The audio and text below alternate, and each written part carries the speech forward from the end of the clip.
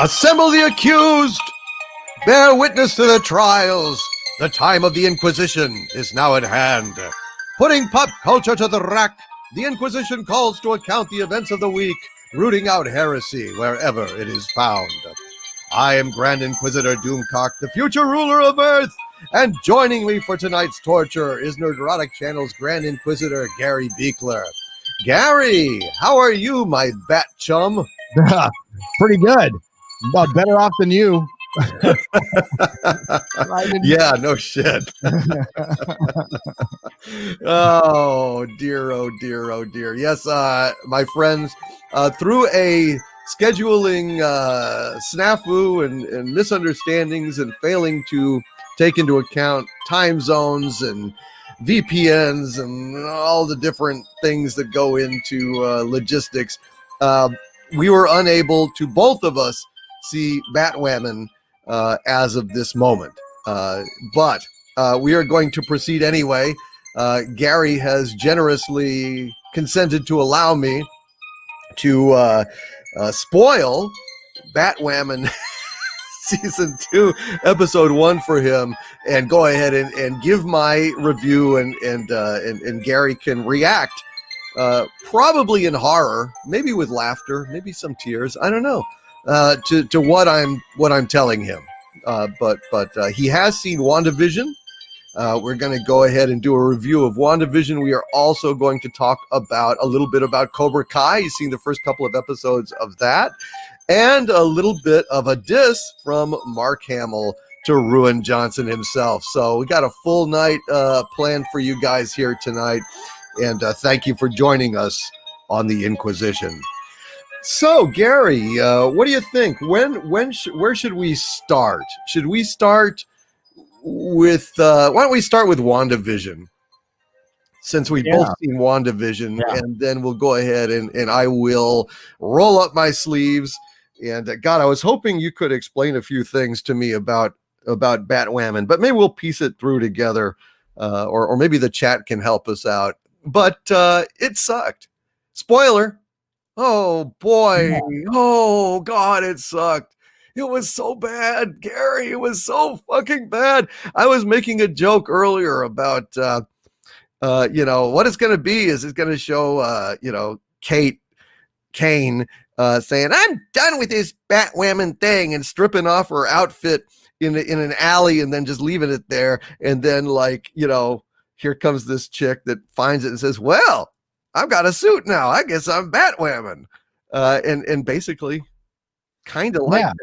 I have a Junior Seau jersey, so when I put it on, I'm going to just be a middle linebacker for the Chargers tomorrow. I mean, next season. Yeah, I figured that would work. Sorry, folks, I could not see the episode, and it was, it's CW in San Diego for one. It's a shared channel, and at least it used to be, and I have it on YouTube TV. The problem is I can't use a VPN on YouTube TV because that's my channel account, so they know where I am all the time. I tried to use it earlier, but it didn't work. It just didn't work. So we just got it confused, guys. Yeah, because it airs at 8:00 my time. So I could have watched it, but it would have pushed the show back another hour. So we just decided to go ahead. We had to go ahead, but oh God, it's so bad. It's so bad. And we're going to talk about that a little bit, but let's talk about WandaVision. Now, I was in a weird position, guys. I know I'm supposed to stay on top of things, but there's certain things that I avoid deliberately. And the WandaVision trailers were something that I've never commented on because I've never seen them. I didn't watch them. So I went into this completely clean, without a preconception. I had no idea what the hell it was going to be. I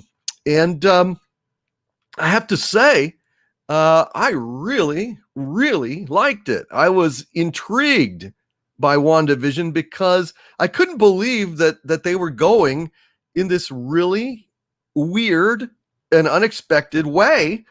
Most superhero movies and TV shows are pretty rote, pretty by the book. And obviously there's something else going on this show. It's almost like it's Wanda and Vision, but maybe it's some kind of experiment.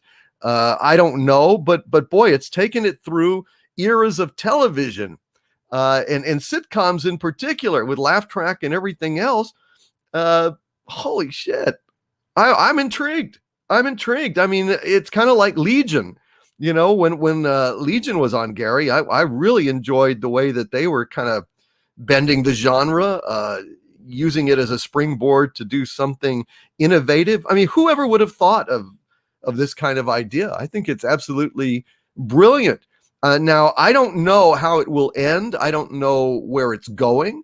I mean, it could be like, Jesus, it could be like Lost. I mean, it could be something that has no explanation and they completely drop the ball, in which case, I'll feel cheated and furious. But at this juncture, I'm intrigued.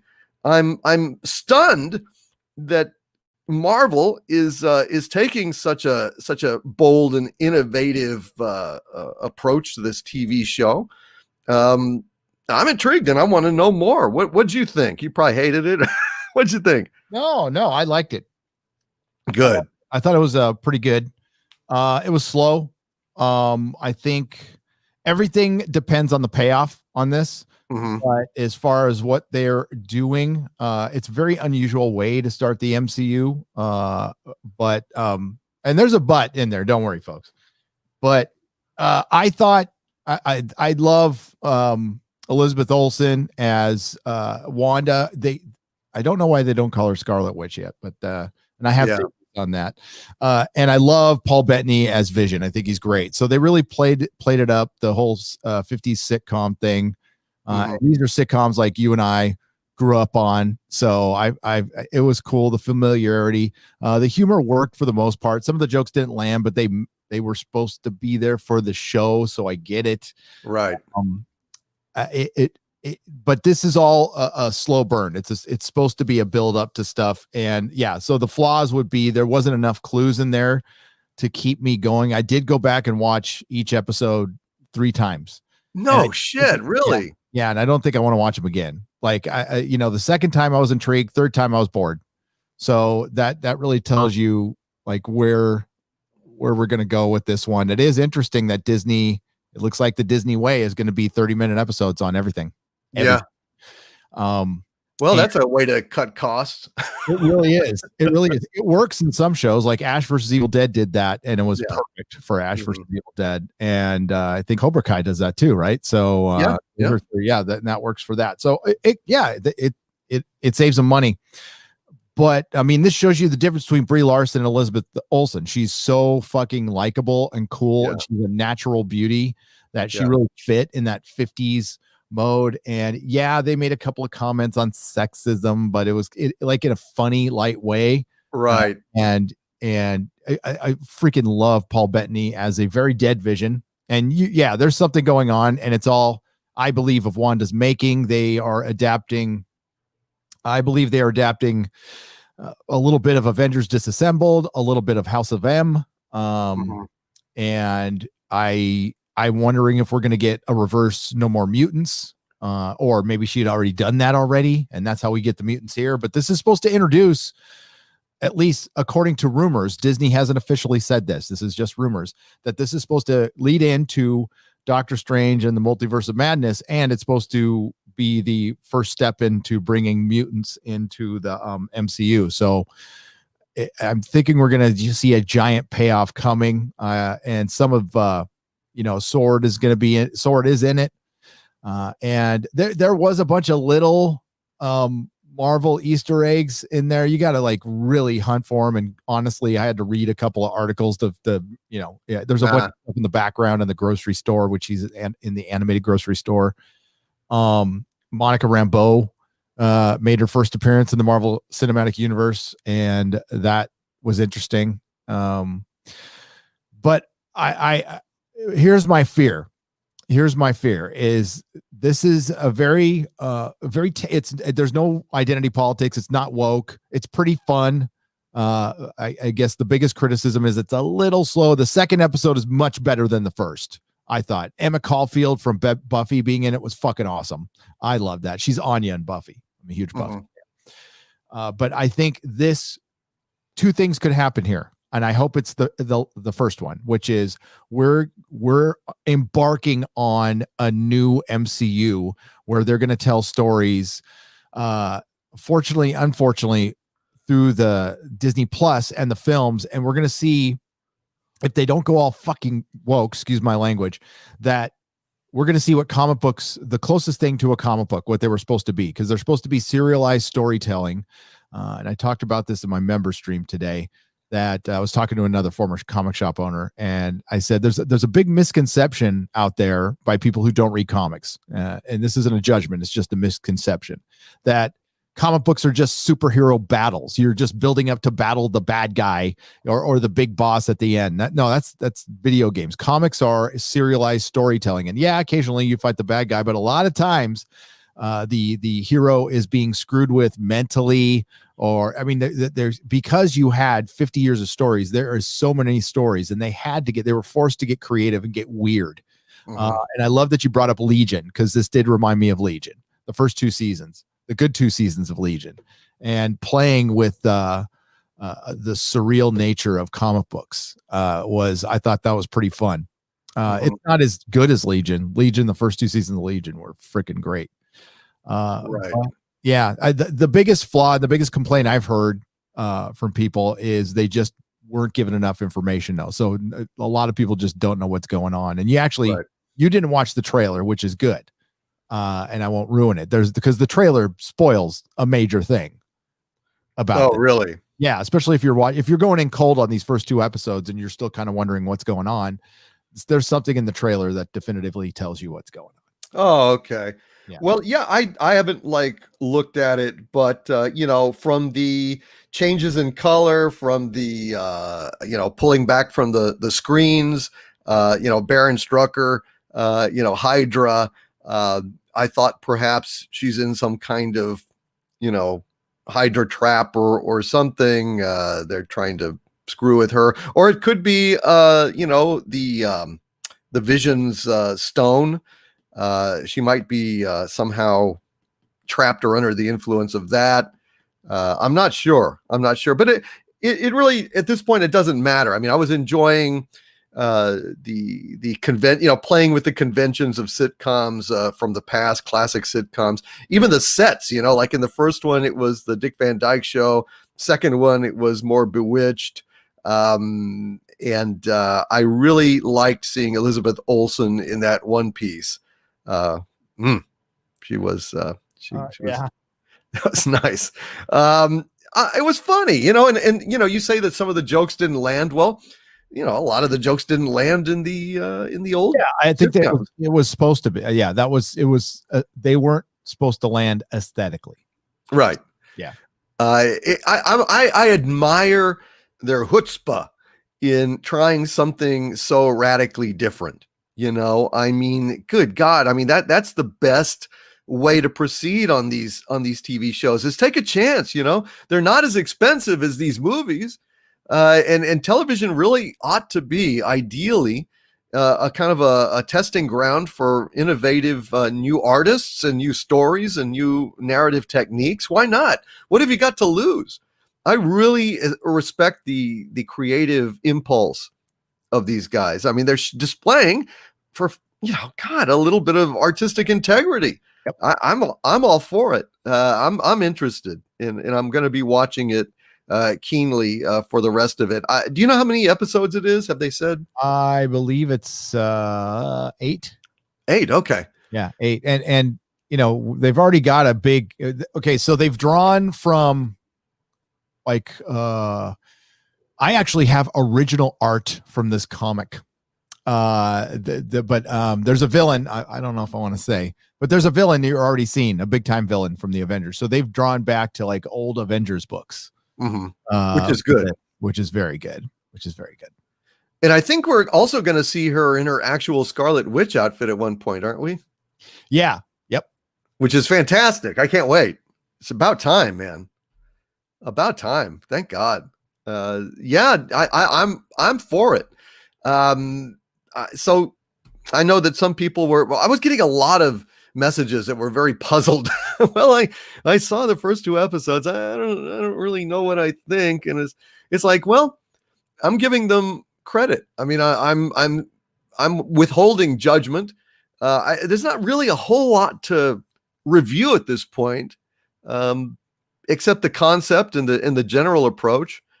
Since they really have not given us a whole lot to go on, I think that's great, and I'm very excited to see the rest of it. Yeah, I mean, it's all about the payoff on this. So it's a slow burn. And essentially what we're getting from Disney Plus on all these series are movies chopped up into 6 parts. Mm-hmm. Kind of doing the Snyder cut. And that's what the blockbuster, we've talked about this for a couple of years. That's what the blockbuster is going to turn into, is they're just going to put these things on streaming services now. Because 2021 is going to be like, the theaters are going to be mostly canceled, folks.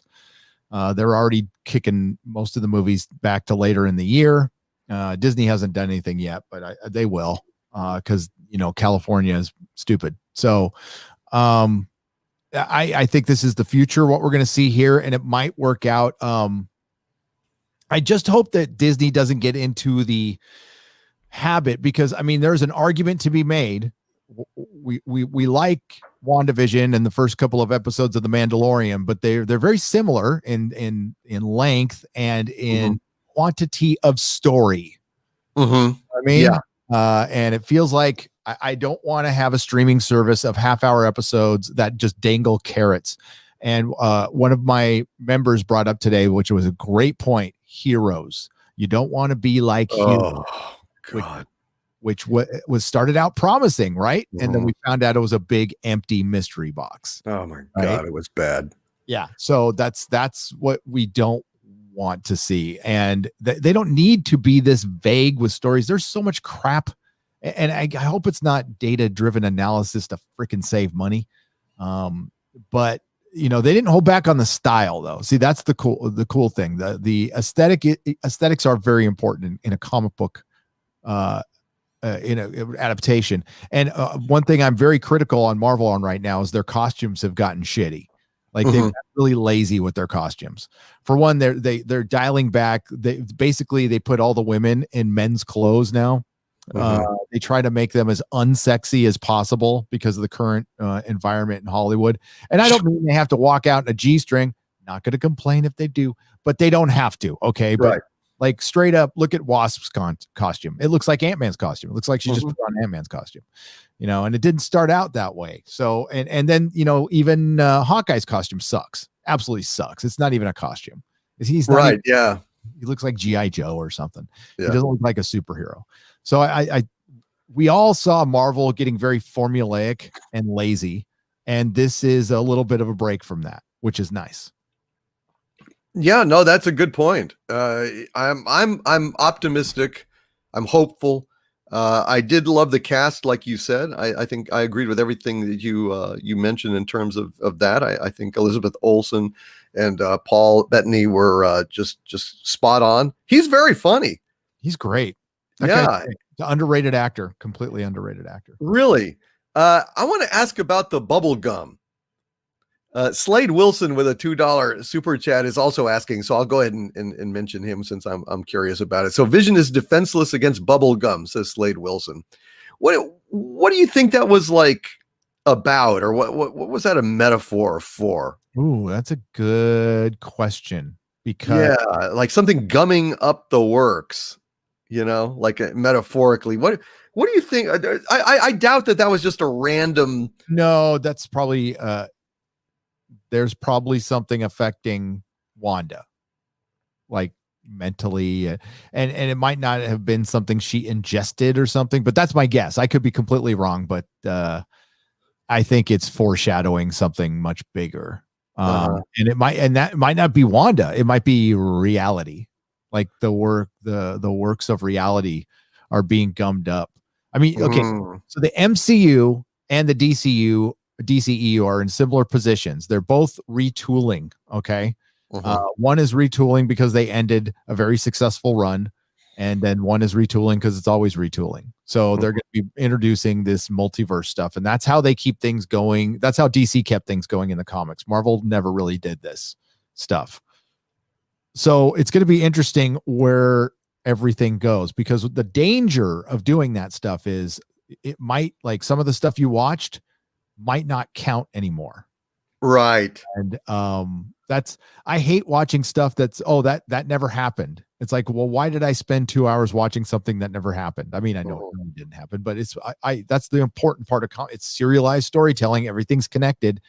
That's why everybody was so hyped up about the Avengers, because nobody had ever done this in film before, teamed up massive, a huge group of superheroes while building up to a story. It's something we all wanted as kids. Kevin Feige pulled off what what an entire generation of comic book fans visualized in our heads, that we wanted to see all the superheroes come together and fight the big bad at the end. And they pulled it off for the most part, and I don't know if they can do it again. We'll see. I don't think so. I don't think so when you're mixing in Miss Marvel and Ironheart. I think it's going to bring the whole ship down, personally. Yep. It's going to stink. It's so artificial. It's so artificial, and it's just, playing into the politics. It's like giving in. It really is. It's just like, okay, for some reason, despite all the success they had, now it's time to go full woke. And it's like, okay, well, good luck, guys. Oh my God. I like, watching that episode of Cobra Kai, and that guy, instead of the guy's like, who are you, Captain Marvel? I almost fell out of my chair when I'm like, they did not just drop Captain Marvel like she's some pop culture reference of anything other than complete cringe. Please. That was bad. That was bad. It was bad.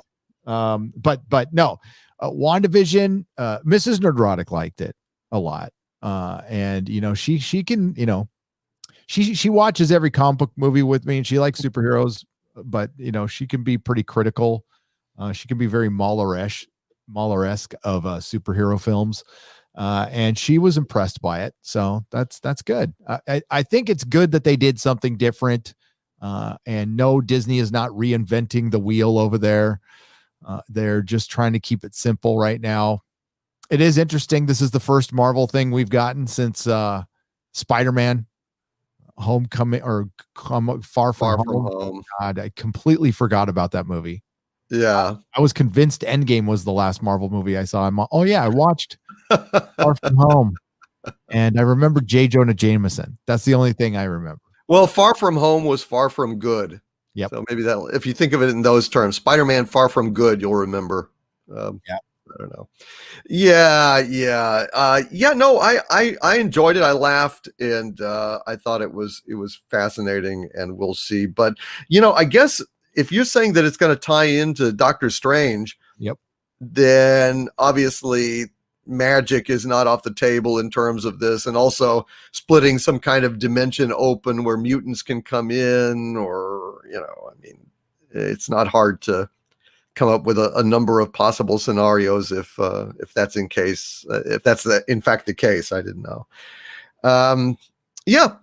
Overall, very promising, and I am hopeful that this thing will wrap up satisfactorily. I actually recently rewatched, only for the second time, Infinity War and Endgame, and I enjoyed them. I still enjoyed them. I know people have trouble with the, time travel plot and stuff, but overall, I thought they did a good job. It's a tough lift, and other than the inclusion of Captain Marvel and the annoying feminist shit in there, more or less it was fun. Obviously I didn't like Fat Thor that much. And I still am kind of pissed off that the Hulk was AWOL in the first movie and then came back, kind of,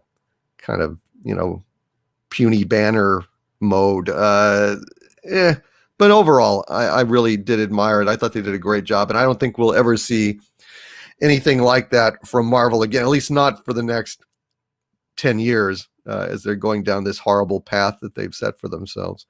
this MCU crap, I think it's going to tank big time. Yep. And I don't even know if they'll even have the finances to do it anymore, honestly. I don't know if Hollywood is ever going to get right again. I don't know if blockbusters are ever going to come back, if theater going habits have been irreparably disrupted, or if it's just a mere hiccup. Really can't tell at this point, but things have changed, and I don't know that they're going to be able to acknowledge that to themselves for a long time. They may have to really bomb in terms of blockbusters, in 2021. God knows the James Bond movie may absolutely finish off any last prospects of a blockbuster movie. It may be so fucking awful that it just breaks the will of the American public to ever set foot in a fucking theater again. But I guess we'll see. I've heard some terrible things about it, man. It's sounding worse and worse the more I learn. Well, I mean, like Hollywood is going through Silicon Valley now. Mm-hmm. I mean, think about it. Okay, so Disney Plus might have their own servers, maybe. Mm-hmm. I don't know, but I know other streaming services probably use, Amazon or Mm-hmm. somebody else. So they're relying on Silicon Valley already, right? Or they're using a server farm from Silicon Valley. So they need them anyway. So all your streaming services need Google. So they already win. I mean, and then, then you have Amazon, who has more movies and more TV shows than anybody on their library. Yeah, you got to pay for some, but it's just easier. That's the first place I would go for a movie. I've had to try very hard and to not buy anything off of Amazon anymore. I'm going to my local stores and stuff. I'm not giving them any more money that way, but I still watch stuff because it's just easier and the quality is better. And that's the thing. Yeah, Disney Plus's quality is not that great as far as picture. That shit matters to me. It does. Mm-hmm. But the Hollywood, it might be decentralized now. It's going to be very interesting to see how this plays out. And this is going to be the big problem. This is the big problem of being a monolithic corporation, that you can't just turn on a dime. This thing is a giant battleship and it needs to turn like a giant battleship, where, you have these mega giant companies that have so many resources that they can, they can afford to just, shit can something or something else. And all the power is shifting now. We're seeing all the power shift to Silicon Valley, which is going to be the new Hollywood. Yeah. Yeah. No, I think that's absolutely true. And I don't know, it's really hard to say whether decentralizing will bring a measure of sanity, where, it'll kind of break up the insane woke bubble that they've surrounded themselves in, getting exposed to different, cultures, different, mindsets, with the South and, the East and in the North, as opposed to just the West. Whether it'll help or not, I don't know. But I don't think the business will ever be the same again, personally. And I don't know that the death of the blockbuster isn't necessarily a bad thing. I think it might actually lead to more innovation, better creators, better scripts, lower budgets. I think you're forced to do more with less. I just watched Solaris for the second or third time in my life. I'm talking about the original one from 1973, I think, the Russian one. And oh my God, I mean, they hardly had any money, but through high concepts and great acting, the brilliant use of sound, and a few key special effects shots that were very spare but effective, they made something of a science fiction classic. I think a lot of times having no money but compensating with it with more imagination, more artistic integrity, is the way forward. And I'm hoping that somehow we'll get that. It'd be a miracle, but maybe, maybe. I hope so. But Silicon Valley is not a better they're more woke than Hollywood. So we'll see. It depends if the business people take over. Right. And I don't know. They haven't done a great job either. The bankers. No. These fools are going to screw up. There's more stuff they're going to screw up. It's only a matter of time. Like remember the days when it's like, oh, they're gonna adapt our movie. I'm so excited. Now it's like, oh no, they're gonna adapt Wheel of Time. Shit, What have I done, Lord, to deserve this adaptation? Yeah, it doesn't help. It's not an optimistic thing. Not an optimistic thing at all. Jesus. Well, let's let you guys, thank you all for joining the Inquisition tonight. Y'all are the best audience out on YouTube, and I'm delighted to have you here. And what I want to do is go through real quick and read what super chats pertain to WandaVision. And we'll just we'll kind of bring you all into the conversation before we move on to Batwoman. Sound good, Gary? Sounds good. All right. So we have got Michael Maloney with a $5 super chat. Thank you, Michael. Says, hail the Inquisition. I thought WandaVision had a very Twilight Zone feel to it. It did. Yep. It did, and that's a good thing. I love the black and white, by the way. I've always loved black and white, and it was nice to see that again. I also like the music. Felt very, authentic, to the period. I even like the, sunken living room. You had it for the Dick Van Dyke Show. You had it for the first episode of WandaVision. Overall, pretty damn cool. Let's see. All right. Nikki D with a $5 super chat says, what are your thoughts on the Eternals being gender fluid in the comics? It makes a lot of fluid come up out of my mouth. Think they'll adopt this concept to the upcoming movie? Yes. Yeah, I hope so. I hope they do. I do too. I hope they do. I absolutely do. It serves them right. It serves them absolutely right. To hell with them. Cash Kester with a $5 super chat. Thank you, Cash. Says, did you see Cecil's review of WandaVision? No, I have not. Best review ever. Also, hail to the chat, Wrenches and to Gary and Doomcock. Thank you, Cash Kester. No, I have not seen Cecil's review. Have you, Gary? Nope. We have not as of yet. However, I will track it down. Thank you, Cash Kester, for alerting me to another excellent Cecil review. Let's see. I will. I try not to review stuff or watch reviews before I review stuff. Oh, absolutely. Yeah. Never. Let's see. Basil the Pump and Seagull with a $5 Canadian super chat. Thank you, Basil. Says, 1, kill off Vision. 2, panic and bring it back somehow to make a TV show. 3, question marks. 4, profit. That's one way to look at it. Basil, yep. They certainly do seem to regret in a lot of ways Endgame, Gary, because what's the first Marvel movie that's going to come out? It's going to be the Black Widow. And so they killed her off, and now they're excited about it too. Yeah, and she's dead. Yep.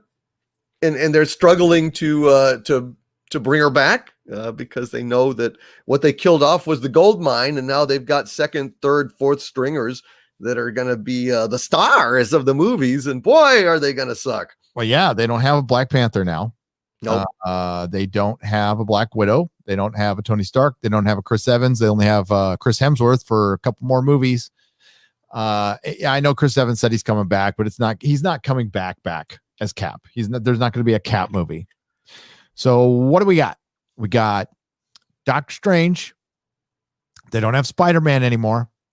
So we got Doctor Strange, Captain Marvel, the Eternals, which is going to be hot flaming garbage.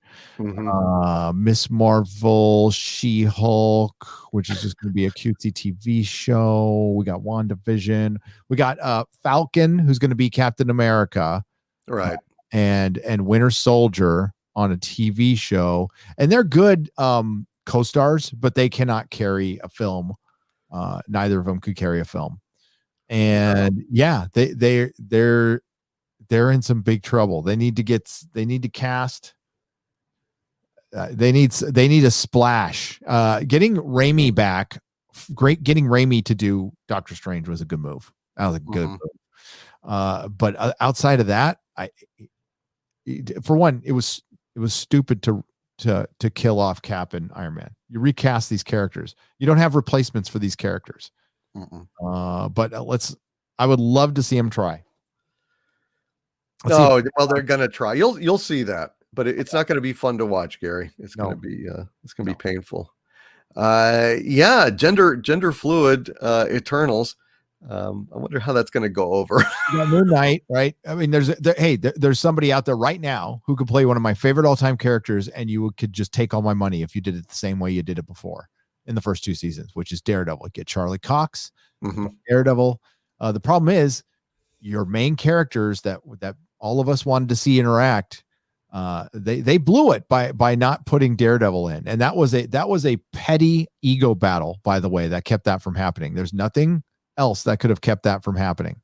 It was Feige and Perlmutter couldn't bury the hatchet, and then we all lost out on Daredevil interacting with Spider-Man, which we may never see now. Ever.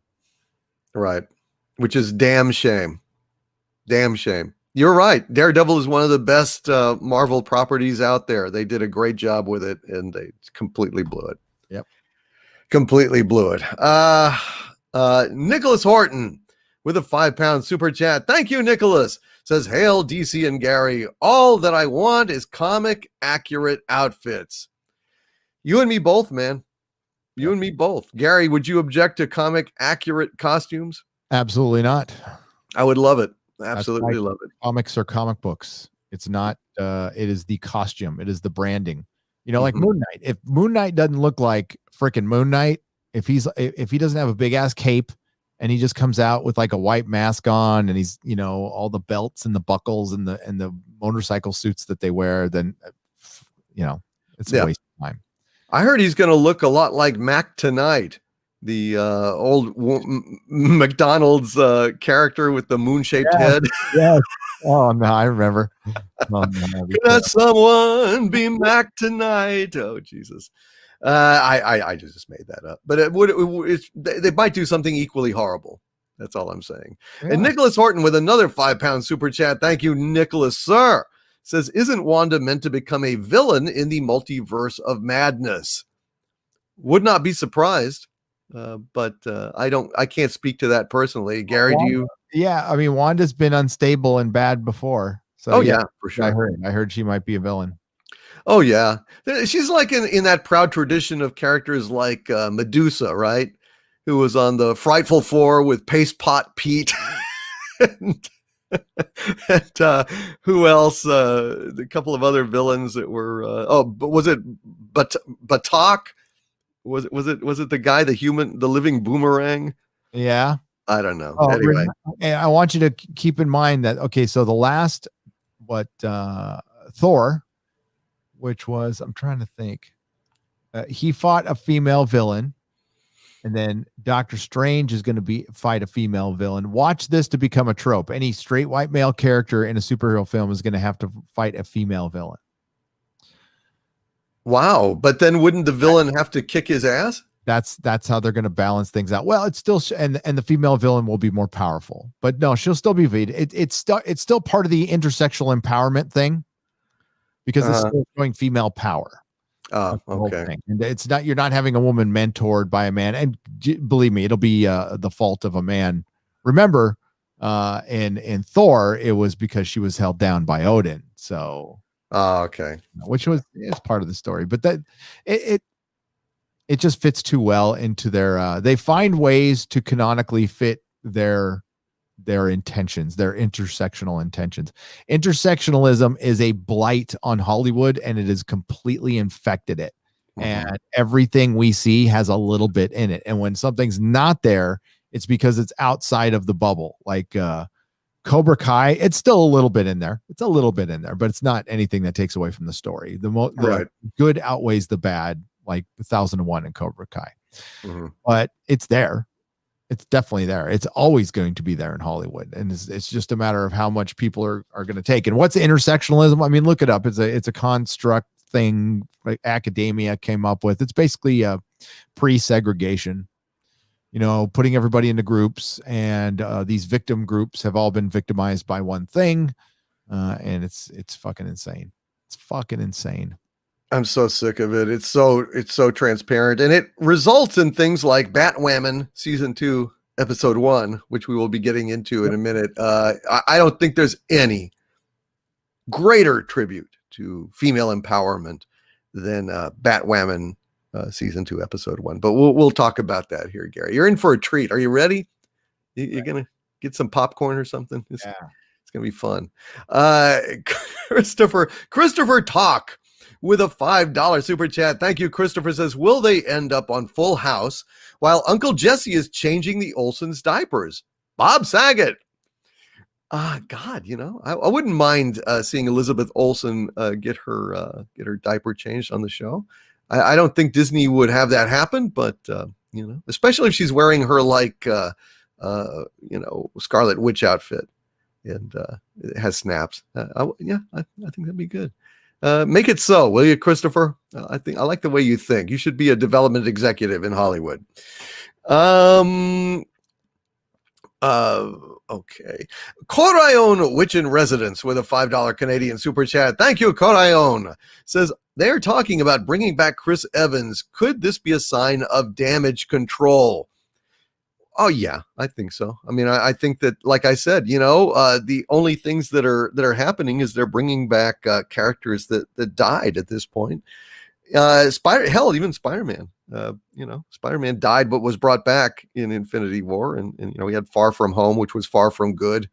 Black Widow died. She's coming back in a movie. Chris Evans died. They're talking about bringing him back in some capacity, probably in a dream, or maybe he'll step out of the shower. Maybe that'll be it. Maybe on WandaVision, there'll be a thing where Wanda wakes up and Chris Evans steps out of the shower and says, "Hey, hey, Wanda." And it's Cap's back. It'll turn out that all of Endgame was a dream. That'd be funny, actually. They pull a Bobby Ewing with Chris Evans. That'd be pretty funny. I don't think they'll probably do that, but I think I don't know if it's damage control or just realizing, hey, we fucked up and we have nothing else left that people want to see except the old characters. Hell, I even heard some talk about Robert Downey Jr. maybe back playing Iron Man in some capacity or something. He's going to voice the AI Tony Stark that's in Ironheart's suit. Okay. Ironheart, huh? Yeah. God, that's going to suck so bad. I can't even tell you. Comic. Yeah. Ian Slater with a $5 super chat. Thank you, Ian. Says, your thoughts on this, and I hope I'm not being rude by asking, will Captain Marvel 2 end Larson's career? Is there any redemption for Brie to the fans and Hollywood? Okay, well, from what I've heard, my friend, Hollywood is not fond of Brie Larson.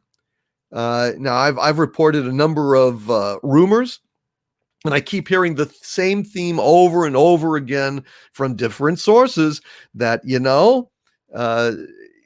even in Hollywood, they don't like to work with people that are a pain in the ass. It just makes everything harder on the set when your co-stars don't like you.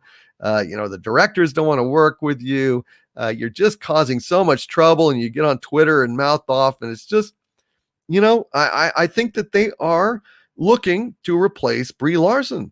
That is the rumors that I've heard. Now, can I confirm that as absolutely 100% true? No, I cannot. However, it is a very, very interesting story I hear over and over and over again. So if there even is a Captain Marvel 2, they're cooking up ways to get her powers or get her out of there by the end of the damn movie. So will it end Larson's career? I don't know. Will it be the end of Larson as Captain Marvel? Quite possibly. Anything to add to that, Gary?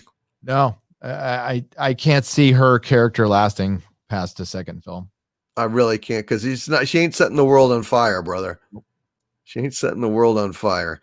And along those lines, Finbar Hooley with a $5 super chat. Thank you, Finbar. Says, what is your opinion on Brie Larson starring in a Star Wars movie, such as a High Republic trilogy run by Rian Johnson? I'd fucking love it. Do it. Make it. Make it fucking so. That would just be great. That would be Oh, well, gosh, it would be like, Jesus came down in a Santa Claus suit and left you and me a special gift in our stockings for being very, very good YouTubers. Uh, Yep. Yeah. But no, other than that, that would be the stuff of nightmares. I don't know why she's that. She won a freaking Academy Award for some performance. Big deal. Yeah. Hollywood fell in love with her because she ticks all these right boxes. And I think, what did she come out as LGBTQ plus or gay or whatever? A couple Right. days or what? I mean, you're seeing all the straight actresses come out and actors come out as gay. Kit Harington came out as gender fluid because his mom bought him a doll once. We have the Tilly actress who's straight, married with a freaking husband. She identifies as queer. This is these people are freaking sick, by the way. So there's people who have actually had traumatic things happen in their lives based on a choice that wasn't made for them. That was a choice that was made at birth. And then you have these little fucking adult pretenders coming out there and using, and that's not how you get work, because being straight and white doesn't even protect you. Oh, well, women being female doesn't protect you anymore, by the way. You have to be something else. We saw Jodie Whittaker say she's fucking gender fluid. They're just full of shit. Then this is the intersectionalism coming in. It's just such a cult. I think one thing we are going to see, because of the traumatic times our modern Western civilization had over the last year, is there's a lot of habits were broken, and one of those habits was celebrity entertainment. I think people have been going other places now. The ratings for the NFL have not been lighting anything on fire. The NBA, Major League Baseball, first run television, it's all down in a time where it shouldn't be. It should absolutely be rocketing up. And quite frankly, the only real success was The Mandalorian at the end of the year. That was it. Everything else is and WandaVision is, a lot of people are watching it. I would not say it's lighting the world on fire right now. No, it's not. But Gary, the thing about WandaVision is it's not gonna set the world on fire, because it's really something that's too conceptually bold. It's something that people are going to be puzzled over.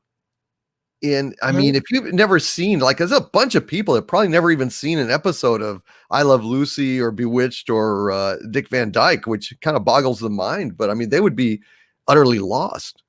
I think it's a bold move. I think it's an artistic move that I respect. It's very unusual. I would have never expected this from them. And I'm encouraged to see this level of experimentation from a major corporation. Yeah, I'm suspicious at the same time, though. About. Well, I think they were able to take creative liberty with it because it was. I don't know. I don't think this thing was meant to be as important to Disney Plus as it became. Right. So it was just supposed to be one of their shows. Buy a little time between Mandalorian and Winter Soldier. And now it became this really important thing for them, like a massively important thing. That's, and it worked. It made a lot of people happy. So that's the success. But I went into my member stream and a couple people watched it, but most of them were like, nope, I don't have Disney Plus. Fuck Disney. That was, I actually heard that more than I watched WandaVision. So interesting. And I think there's a certain amount of Marvel burnout. I think people are just burnt out on Marvel, even despite the break. But no, there's going to be, we're going to see financially where this thing is in a couple of years. Investor money is going to dry up and stuff, and we're going to see how experimental they can be. But if they keep making stuff that's just fun, that's good. That's a good thing. Good dog. Good Disney. Good rap. It's very unexpected. Yeah. It's very unexpected, and I'm just grateful for a little fun these days. I think everybody is, honestly. I think, my official review of WandaVision is it's pretty good. It's just too bad that company really cozies up to Winnie the Pooh over there. It makes it me to enjoy anything from them. Yeah, I know what you mean. Tim Scorpion with a $2 super chat says, hint, permakill Carol Danvers equals huge ratings. Oh, hell, I'd watch that. I'd watch that repeatedly. Yeah. Absolutely. Roger Haynes with a $5 Canadian super chat. Thank you, Roger. Says, WandaVision might convince people to keep their Disney Plus subscriptions, but I wonder if it's good enough to get any new subs. Time will tell, I guess. Absolutely. I mean, there's no way to tell at this juncture whether or not it's going to be good.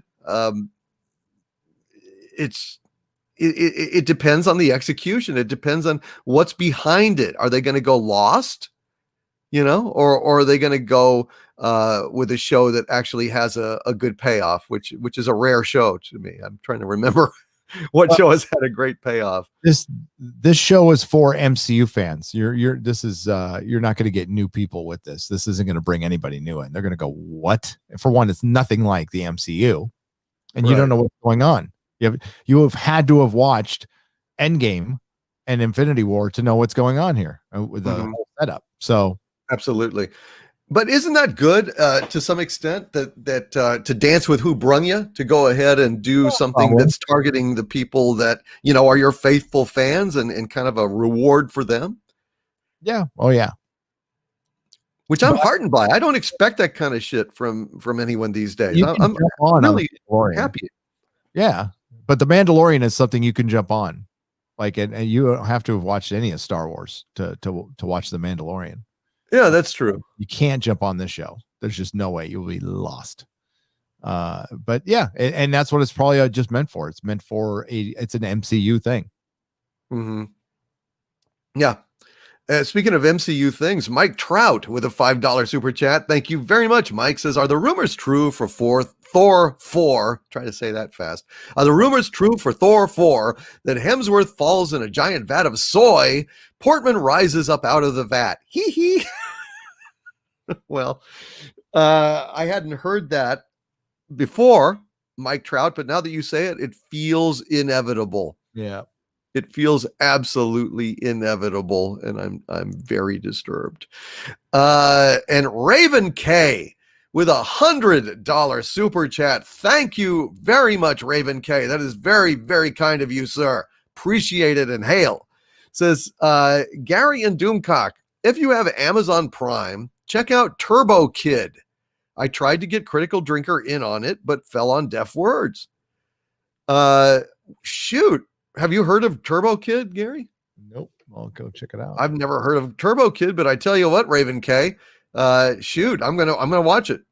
I'm gonna watch it. I mean, that was so generous of you. It's like, well, shit. I mean, now I have to go watch Turbo Kid. Doesn't matter. I will check it out. And I would also say to you, Raven K, have you seen Patriot on Amazon Prime?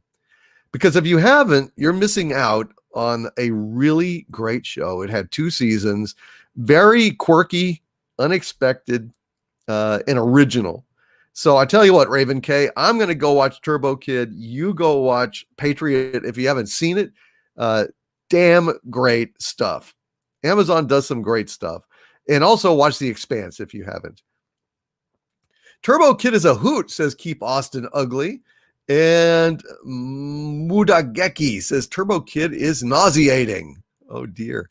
Shadow State says Turbo Kid was weird. Yeah, sorry. I just was trying to, my sound came on. It came out 2015. Wow. Okay. Yeah, it's old. Bogey 780 says Turbo Kid is fun, but it really feels like a short film extended to a feature length. Well, I'll check it out, man. I'll check it out, and check out Patriot, guys. You haven't even watched Patriot yet, have you? Nope. I think you'd really like it, man. It's very original. It's very original. It's not at all what you would expect. It's about a dad who works for the CIA, and he's gotten his son to be a trained assassin, a hitman for the CIA. And but the poor guy didn't really want to be an assassin. It's a really funny, surprising, very original show. I just really love the hell out of it. So I think you should maybe check it out, brother, if you get a chance. Yeah. Hi Q. Thank you very much, Raven K. I will absolutely take a look at it. I promise you. Hi Q says with a £5 super chat, a question for you, Gary. Gary, haven't you heard Charlie Cox has been reported to have been on set for the new Spider-Man movie? But not for like a cameo in a multi thing that he's going to be in for like what 20 seconds. I have heard that. I don't know if there was actual pictures of him on set though. So I hope so. I hope we get Charlie Cox back for. Yeah, I'm not looking for a Toby. Well, I don't want Tobey Maguire back as some cameo either. I'd rather see him back or left alone. To be honest. Okay. With you. That's the way I feel. I think it's just it's cool to see, but I mean, all the talk of the cameos that we're going to get Ben Affleck and stuff in Flash, they're going to be in there for like a minute. Yeah. It's like not even, it's like, that's not worth it to me. I could care less. You're just dating a bunch of member berries and shit and nostalgia. And, I know what we want is the Ben Affleck in a Batman fucking story for 2 hours. That's what we want. And that's what I want with Tobey Maguire. And I want Charlie Cox to have his own series. And we'll see. I don't know why Marvel is dragging their feet on this. Like Daredevil is the best thing they've ever produced. They can put it on Hulu, make it a hard R, bring back Vincent D'Onofrio, have him fighting the freaking Kingpin again. Why not? And then you have an actual bullseye. I wasn't crazy about Daredevil season 3. I thought it was still better than most Netflix stuff. Yeah. But him running around without his costume on for the whole season was bullshit. I know. What the hell is their problem? Why do they do that? Why did they even, they screwed up, Iron Fist by not having him in costume. What the hell is their fucking problem? Yeah. You would think they would know better. Daredevil worked because at the end he was in his fucking costume. And in season 2, he was in a good looking costume. Yeah. And I love season 2. Fucking yeah, it was good, man. It was, the whole thing was just great. But season 3, it was a letdown. And why the hell do they think we watch these shows? Because of the writing. Because we want to see the relationship stuff between Foggy. It's so a Karen Page. It's fucking no. That's not why I see it. That's not why I watch it. The feelings are a part of it, but it's a superhero show and it needs superheroes in costume doing heroic things that, you can't see on the streets of San Francisco or Magnum PI or any other fucking cop show. It's got to be something a little extra there. That's what the show is. I don't watch fucking Daredevil to see Karen Page go on an adventure and then find out like the secrets of her. I don't care. I don't care. I want to see Daredevil fighting bad guys. Yep. That's what I want to do. Yep. I want to see him fighting the Hand like a lot. That's what I want. I don't want to see, I like that she's a well-developed character. But they like in season 3, it was ridiculous. Yeah, it's kind of like Godzilla is not about, Godzilla steps on a girl and her brother. We follow her brother the rest of the movie, going through an angst-ridden examination of the issue of mortality and its impact on siblings. Yep. No, we want to see Godzilla stomp shit. It's like somebody else was complaining about Cobra Kai, saying that, everywhere, karate fights break out. And it's like, well, it's because it's a fucking show about karate. Yeah. It's a show about karate. That's the thing. If on Cobra Kai, somebody comes down with a brain tumor, the solution to the brain tumor ought to be Daniel-san kicking him in the head hard enough to knock the tumor out of his ear because it's a karate show. Exactly. I know it's not realistic, but it's a karate show, dude. The movies were not realistic. People didn't walk around and paint like they didn't go around and get in karate fights.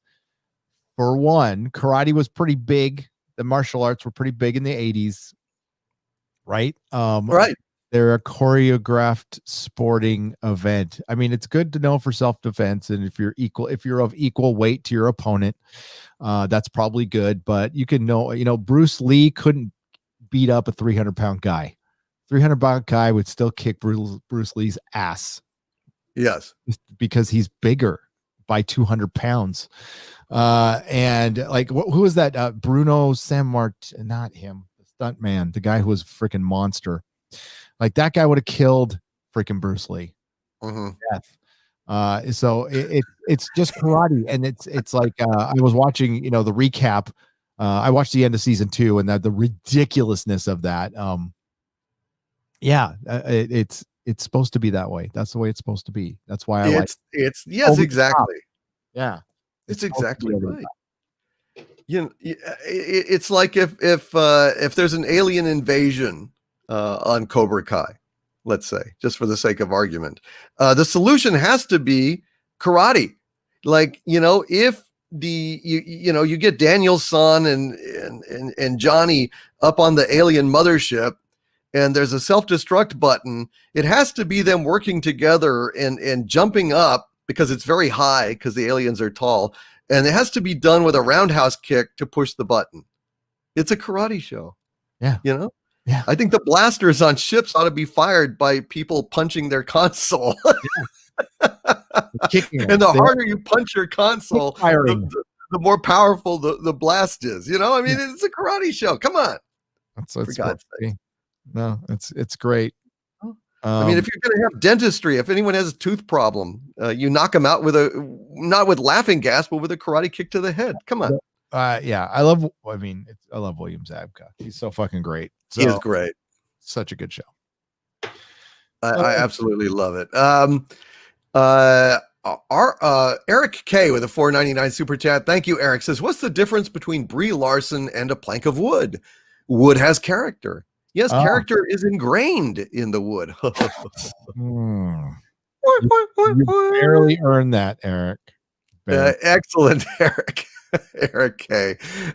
Thank you, Eric. Archmage Frey with a $5 super chat. Thank you, Archmage. Says, thoughts on Marvel taking former DC actors for a Squadron Supreme film, such as Cavill as Hyperion and Affleck as Nighthawk, etc. Maybe just my dream. Sure. Fantastic. Yeah, I think that'd be great, man. Absolutely, 100%. Well done, Archmage Frey. Make it happen, will you? Go pitch it. I'd like to see that myself. Neighbor 605 or Nabur 605 with a $10 super chat. Thank you, sir. Says, have you seen Agents of S.H.I.E.L.D.? No, I never watched Agents of S.H.I.E.L.D. The final season in 2020 had time travel. It made the episodes change their tone for the time period, like a black and white noir film, and new title cards each episode. Well done. I never watched it because it seemed to me like all of the agents were, young, hip, attractive model types that couldn't act very well. I'd only watched the pilot, and I was like, yeah, I'm not really down with this. You probably watched it, didn't you? Yeah, I enjoyed the first 2 seasons when it was still like lockstep with the MCU, especially when season 2 like went right into Winter Soldier. That was awesome. But then that's what it was supposed to be, and then that's when the big shakeup happened, and it God, they had Deathlock. It wasn't the greatest version of Deathlock, but they had Deathlock. I liked that. I liked having Deathlock in it. And Lady Sif showed up, and they had, so it was worth watching. Ghost Driver showed up. Ghost Driver's stupid, by the way. Ghost Rider driving a car is stupid. Fucking stupid. Yeah, no. Okay, so I should consider it. I should take a look at it. First 2 seasons. Yeah, I think Joss Whedon had a little more influence in it, and there was a little more symmetry with the MCU. So you can watch season 2, and I think it's not the end of the season. I'm pretty sure. Correct me if I'm wrong. It's been a few years, folks. I think it was halfway through the season, then when it went into Winter Soldier, and that was cool as hell when Hydra took over. That shit was awesome. That's probably the best moment in the MCU. Wow. When all that shit happened, I thought so. I still think Guardians is a better film slightly than Winter Soldier because it's fun. The the only reason. I think technically Winter Soldier is just fantastic. But yeah, it went downhill for me and it just got boring. And yeah, no, there was way too many very skinny supermodels beating the shit out of 300-pound guys. You got to explain that. I'm not saying every guy is, little guys you need to explain that too. It can't be just women. You can't have like little 100-pound guys beating the shit out of 300-pound guys either, or 300-pound women. You need to explain this shit.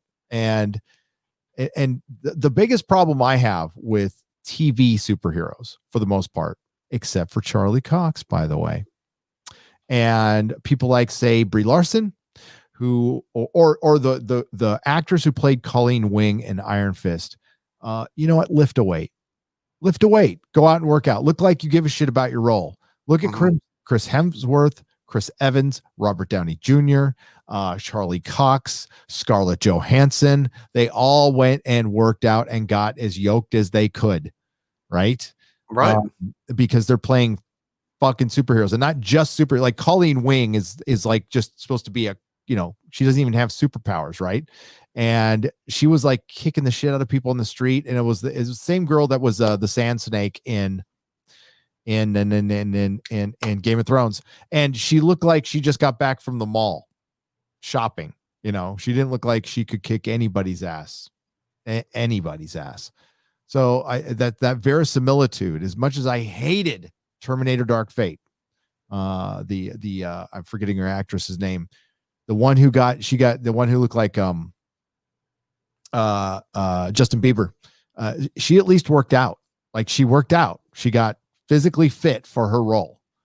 Then they made her all androgynous, but she got physically fit for her role, and that was really her. And she was like this skinny little actress. She was in *Halt and Catch Fire*. Yeah. And Preacher. And she, at least she got fit. That's cool. That's commitment to your role, and that helps with the verisimilitude, and that makes me believe it a little more. God, I hated fucking Iron Fist season 2. I hated season 1 too, but season 2 was the worst, because that was the biggest bait and switch in history, where it wasn't even about Iron Fist. It was about Colleen Wing. And I hear they might be doing the same thing with Loki. Yeah. Oh yes, Loki. We can talk about that as well. One episode with Tom, and then the rest of it's going to be this chick. That's great. Yep. Vigilante Williamson with a $5 super chat. Thank you, Vigilante. Says, WandaVision makes me realize how much this classic style of sitcom writing is missing from entertainment. Yeah, they don't make them like they used to. Literally, they simply do not make them like they used to, and it's too bad. It was like a very innocent time, and just good, clean fun without any kind of political garbage or any kind of shaming of the audience or any of that crap. I really like it. I miss those days. Toner Inc. with a £5 super chat. Thank you, Toner Inc. Says, thanks for the great informative content. Have any of your rumors ever not come true? Get you and Gary a coffee. Thank you, Toner Inc. Well, the problem is that a lot of these rumors are very long-term things, and we just we don't know a lot of times. But generally, the rumors that I've reported appear to be trending positively. Very, very few of them have been decisively proven incorrect. But these are kind of long-term things, and it's hard to get a definitive answer on that. Thank you, Toner Inc. for that. We'll get some coffee with that. The DCP Titan. What's that, Gary? Oh, I was gonna say I'm batting 500 right now. So on my rumor, we got one person to take out. Yeah, on Jody leaving, but Chris has got to go too. Chris Chibnall's got to go too. I hope he will. He might end up going. He's the huge problem. Well, he might end up going with the show, with the entire show. So, yeah. It's not happy. It's not fucking great. It's not great at all. No. Sucks. It does. And the DCV Titan with a $5 Canadian super chat. Thank you, sir, very much for that. Says Ironheart is going to suck so hard. It could remove the gold from a wannabe thug's gold electroplated spinners. It will literally overpower atomic bombs. It is going to suck. There's no doubt about it. It's going to suck.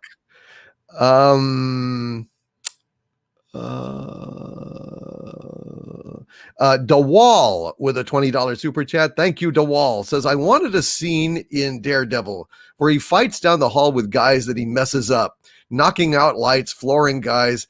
Calmly knocks on the door, hands Wilson Fisk court order summons, turns calmly, and walks back down the hall. Yeah. That seems like a very Daredevil thing to do, doesn't it? I would like to see that scene. When it's one of the times Wilson Fisk pretty much knows who he is the whole time. Yeah. I know. DeWall, thank you. That was very generous of you, sir. I appreciate that very, very, very much. And okay. I think that's about what we've got for so far for WandaVision. What do we want to sentence it to? I sentenced it to the comfy chair. I liked it. Yeah, I get comfy chair for sure. There's no reason to be harsh on the show. You could say it's slow. I didn't think it was that slow. I was entertained. I was enjoying it. It was a good date thing to watch because I'd watched it first before the Friday show, but I kind of watched it out of the corner of my eye. So I properly watched it with my notepad with Mrs. Nerdrotic, and it was nice. I liked it. It was a good hour, Yeah. So yeah, comfy chair. All right, comfy chair. Excellent. I liked it. I'll be right back. I got to grab something. Okay, brother. I'll read a few more of these super chats here. I want to thank Crazy Cat Guy for the ice cream cone super sticker and the Doomacorn as well. Hail to Crazy Cat Guy. You're awesome. I also want to thank the Kelvington for this $10 super chat. He did not say anything, but the Kelvington is a man who does not need to say anything to convey much. And I thank you, Kelvington, very, very much for that super chat as well, sir. I want to thank Miracle Draw for this £5 super chat. Hail to Miracle Draw, who says, so I binged The Chilling Adventures of Sabrina Season 1 today and was wondering yours and Gary's own thoughts on it if you have seen it. Hail to you both. Well, hey. Miracle Draw, I'm sorry, I have not seen The Chilling Adventures of Sabrina, although it looks kind of interesting to me. Gary, have you ever seen The Chilling Adventures of Sabrina? I did. Couldn't stand it. You hated it? Hated it.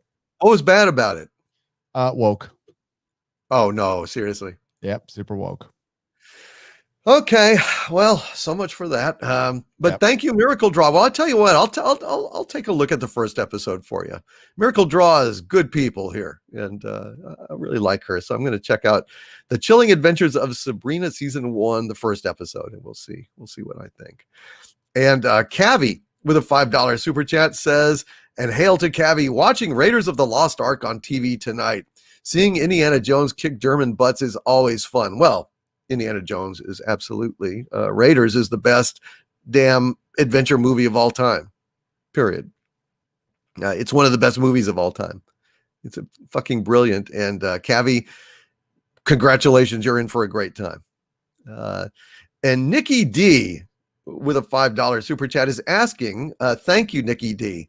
Is there any validity to the claims that the Loki show will feature mostly Lady Loki with very little of Tom Hiddleston? That's what I've heard. I've heard that he will be in the first episode, and then he will, in his trickstery way, alienate most of the audience that enjoyed him in that first episode by transforming into a woman. And we're not talking about Tom Hiddleston, in drag and makeup and a feather boa saying "a pretty girl is like a melody." No, we're talking about another actress. In which case, that'll kill it for me. I mean, and somebody was, I think it was Mark C in the chat was pointing out, well, of course, in mythology, Loki would change genders in order to be tricksy. Well, yeah, And I don't have any problem with it from a canon point of view. I have a problem with it from an entertainment point of view, in that we like Tom Hiddleston. And the only reason I was excited about the potential for a Loki show was hearing that Tom Hiddleston was going to play Loki. It's pretty simple. And if they're going to swap him out for some actress that I don't care about in the role, I'm not going to be particularly driven to watch it. Any other thoughts on that, Gary? No, that's was this confirmed? Or is it just rumor? Yeah, see, because so I looked at the trailer again, and it does look suspiciously, but this is the thing. Most TV trailers are filmed from the first couple of episodes. Mm-hmm. But it does look like it's mostly one episode. And no, that would be an incredibly angering bait and switch. Fuck that. Yeah, I don't care who this other actress is. I don't give a shit. And I know canonically it's been done, and because he's a shapeshifter, and he would be the kind of shapeshifter to do it. And if they did it for I don't know, as a gag in the episode, and then Tom Hiddleston's playing against himself, or this female Loki is in for even half an episode, fine, that's fine. I don't care about that. Right. But if it's him and then her for the next 4 episodes, fuck that. I'm out. No. Yeah. I'll rip that shit. I will. That deserves to be ripped. It does indeed. And speaking of ripping, let's talk about Batwoman. You can rip it. I will listen. Well, I will try to recreate the experience of watching Batwoman. Like I said before, I had done a joke just for myself, saying, you know what? I think that basically it's going to be that Ruby Rose is, Kate Kane is stripping off her outfit in the alley, saying, "I'm just done with this Batwoman shit. I'm going to go off and do something else." And she throws it down and walks off. And then here comes this black lady who finds it and says, "Well, I guess I'm Batwoman now," and puts it on and starts fighting crime. Well, more or less, that's what it is. So basically, Batwoman is living in her name is Ryan. Another woman named after a guy. Ryan Wilder is her name. She's wilder than Batwoman, so we should be very grateful that she's becoming Batwoman. Is living in a van, not just by the river, but parked on the dock, parked on the wharf. I don't know why, but she's out there, and she's lying there in her van down by the river, when all of a sudden a big crash, boom, a piece of flaming something or other drops down in front of her van, and she goes, "Loxalordy, the dock is on fire." And then son of a gun, plane parts start raining down all around her. Where's Batwoman? Well, this woman, Ryan, gets out of her van and starts, holy smokes, the plane is coming down. And there's a homeless guy, I think, on the dock that got conked by a piece of the plane. So she's working on reviving this homeless guy. And then suddenly she's flashing back on doing CPR to an old black gentleman in an apartment. We cut to the Batcave, where the black guy and the Asian chick try to find out where the lesbian went, as a new black woman finds the bat suit in the plane wreckage. So it is kind of like, indeed, I was correct. It wasn't in an alley, but nevertheless, she finds the Batwoman outfit and gets the idea, I'm going to put it on and be Batwoman, I'm going to call myself Batwoman. So Luke Fox realizes in the Batcave that it was the bat plane that went down. I guess it's real lucky that it fits this chick, and that putting on a costume substitutes for a lifetime of training. I mean, I don't understand why crime doesn't get its ass kicked every Halloween with all those costumes running around, conferring a lifetime of training to everyone with a Spirit Halloween store credit card. But never mind that. It's Batwoman. gee, I hope she's a lesbian too. Is that your experience, Gary? That if you put on a costume, that's all you really need for a lifetime of training and everything else. Well, I mean, that might work for SJWs, but doesn't work in real life. No, I haven't come across that yet. That if I put something on, I just adapt the powers, especially when it's not a powered up suit. It's just a suit that fit a 105-pound skinny white girl. And I know, I forgot the actress's name. Ruby Rose. I know Ruby Rose. No, the one who's playing Batwoman now. Oh, she's better looking, like a lot better looking than she is. But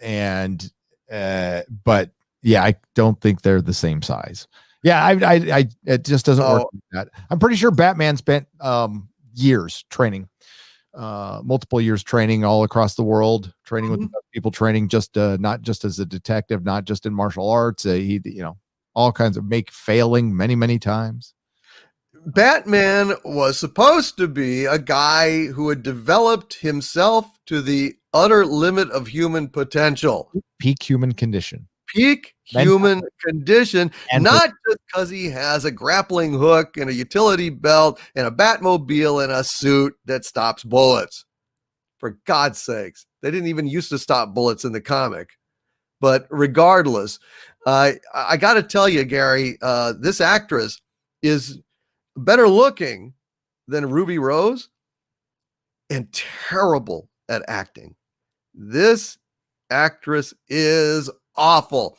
When she's like in her van and that big piece of flaming stuff like first falls down on the dock, she says, "I did not just see that."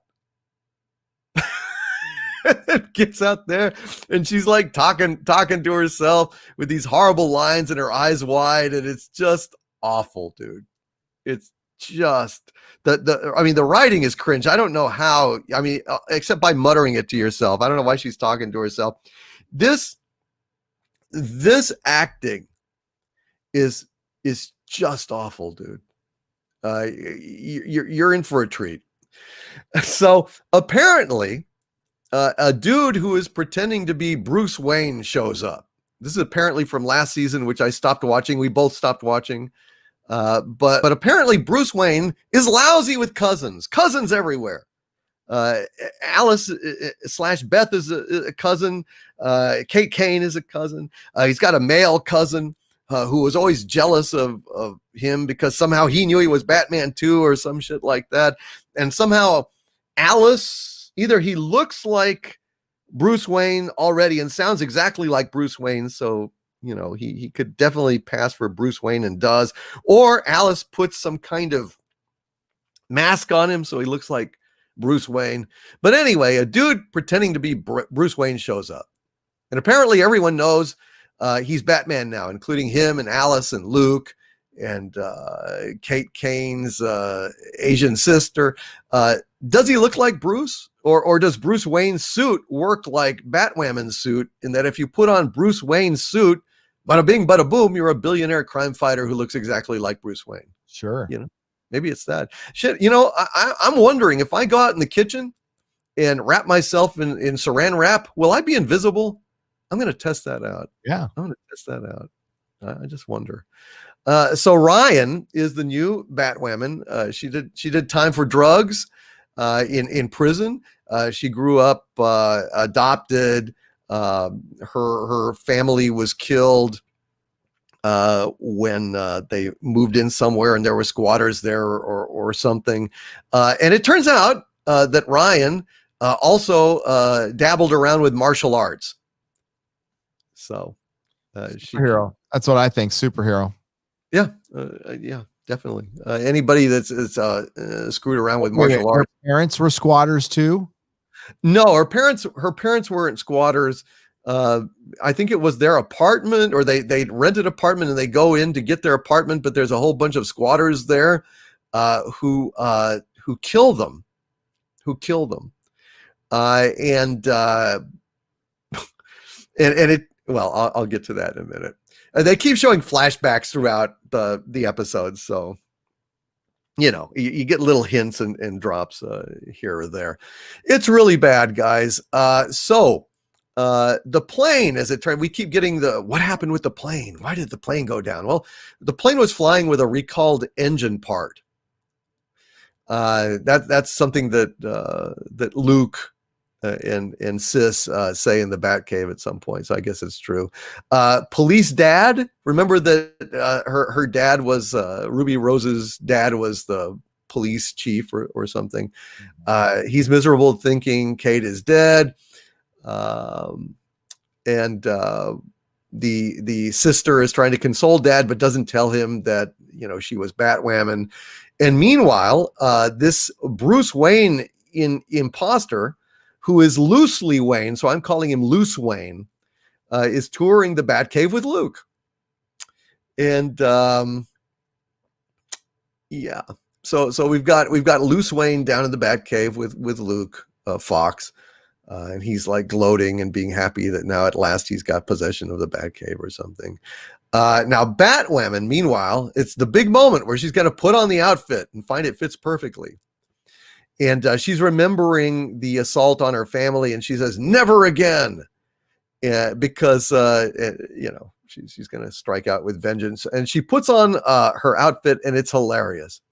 It is so bad, her putting on the outfit. It is. Fuck me. This is bad. It's like the origin of Batwoman in real life. You know, it's kind of like the first actress who found the casting notice got the job because she put on the outfit. Because this chick is like High School Musical bad. It's so fucking bad, Gary. It's almost looping around to good. You know, it's like so bad on the clock of suck that it actually spins all the way around. It's almost getting up to genius. It's so bad. It's just laughable. She puts on the suit. She runs around, beats up, of course, a couple of men, of course. And she's wanting to go out and avenge this situation. Beth/Alice, right? Her, you know, Kate's long lost sister. You remember that? Yep. So she goes and rants at Loose Wayne. You know, the guy. She goes into Wayne Manor. And Loose Wayne is sleeping with a couple of women, and he comes downstairs and he's acting all arrogant. And Beth Alice goes and rants at Loose Wayne, drinking heavily, because she wanted to kill Kate Kane all by herself. So she's all pissed off. Then there's some nonsense, Gary, about a kryptonite, some kryptonite. Even though this isn't a Superman show, she's ranting about kryptonite. I think they made a bullet out of kryptonite to kill Batwoman. Do you know anything about that? A bullet, a kryptonite bullet to kill Batwoman. It was able to go through her mesh uniform, right? Okay. Yeah. Okay. Well, anyway, and then the chick that Loose Wayne was banging strolls on in the middle of their conversation, asks about how do you turn on the hot tub, and Alice kills her just to remind us that she's crazy. Kate's ex is kicking around, feeling sad, smelling Kate's clothes, crying that she's gone. And the blonde that Kate was shacking up with shows up, and they talk about their feelings for a while. Oh, nice. It really is. It's a moving moment. Luke, Fox, and the Asian sister track Batwoman's suit down. Ryan Wilder doesn't want to give it back yet because she has some superheroing to do. They ask her why she's entitled to wear the suit. And she goes through her minority creds that she had a broken home, drug conviction, family murdered, etc. So she's going to keep the suit until she finds the killers of her family and brings about a new era of social justice. Grapples her way up and out of the scene. And they still don't really explain why Bruce Wayne's cousin is so perfectly his twin that everyone believes he's Bruce Wayne, that he sounds like Bruce Wayne, walks like Bruce Wayne. It is hilariously awful. And he encounters, get this, Gary, Julie Pennyworth. Julie Pennyworth now is a blonde chick, Alfred's daughter, I guess. And I guess she's gonna be back later for something. Okay, in this. Alfred is pissed off to I think it was Australia or somewhere. Sydney. He's Singapore. I don't know. He's out of the picture. Most of the viewers of this show. That's probably where he went. Pissed off. Yeah. More. Probably so. So yes, it turns out, Gary, in a wild coincidence, that the squatters that killed her family, all of which were largely white, by the way, Of course, the squatters, I assume so. Of course, they were part of Alice's gang. What a coinkydink. What a coinkydink. And even at the end, while they're kicking them like to death on the floor, Alice walks in and looks at and says, "Hey, what are you doing? Get your ass out of here. Come on, we got stuff to do." And so they walk out, and that's why Ryan Wilder survives.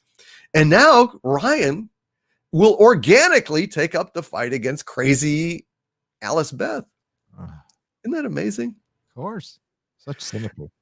It's just awful. So meanwhile, Luke and sister have looked up about Ryan Wilder, and they think she's an okay chick. She's got the minority cred to take over the fight. Meanwhile, Ryan is read up about Kate and what a wonderful woman Kate was, and she decides that she's not worthy to have the suit, so she pushes the GPS button on it for Luke and Sis to come get it. Luke and Sis figure out that Alice somehow gave Luce Wayne a new face. Luce Wayne is blowing holes in the Batcave with a weapon until he finds the Batmobile. And he takes it to go get Batwoman's suit, which should just fit him perfectly, Gary. Mm-hmm. He wants Batwoman's suit because, obviously she took, remember when Ruby Rose took Batman's suit and just slipped into it and it was perfectly fine? It was perfect as soon as it fit a woman. It was perfect. Exactly. Well, now Luce Wayne wants the suit back, and he's just going to put it on, and it's going to fit him just Jim Dandy too. It's a magic suit. It might. And I at this point, when he tears off in the Batmobile and he's using the GPS to try and track where she is, I was really hoping that Luce Wayne would get that Batwoman suit because I think he would look adorable in the red wig. Yes. You need to tell me if that's the case when you see it. Daddy, Batwoman's, what's her name? Kate Kane's dad, for some reason just manages to show up with his gun drawn where Alice is playing the piano, playing some little child song on the piano because, she's crazy. And Daddy gets the drop on Alice with a gun. Alice does her usual bullshit, crazy talk. It's really melodramatic. "Oh, Daddy, dear, aren't you glad to see me?" That kind of shit. And then Alice finally tells Dad that Kate was Batwoman. And Dad is like, "Oh, yeah, I'm the Joker." But then eventually Alice manages to convince him. Dad feels bad for shooting at Batwoman now that she's dead. Alice takes Dad's gun out of his hand and just walks away. Dad isn't very good at law enforcement, is he? No, he's not. But what do you expect from a white guy? Batwoman wakes up in her van. This is funny. Batwoman wakes up in her van, getting a call from Luke, warning her that Luce Wayne is coming after her in the Batmobile. So we get an old van being chased by the Batmobile, with Batwoman successfully running from the Batmobile, dodging missiles, and staying ahead of it in her van down by the river. So Luke, in order to try to save her, and this chase goes on for a little while, and then, meanwhile, Luke decides to hack the Batmobile. He decides, well, maybe I can hack the Batmobile and shut it down. And you know what, Gary? He pulls it off. 15 seconds later, he says, "I'm in."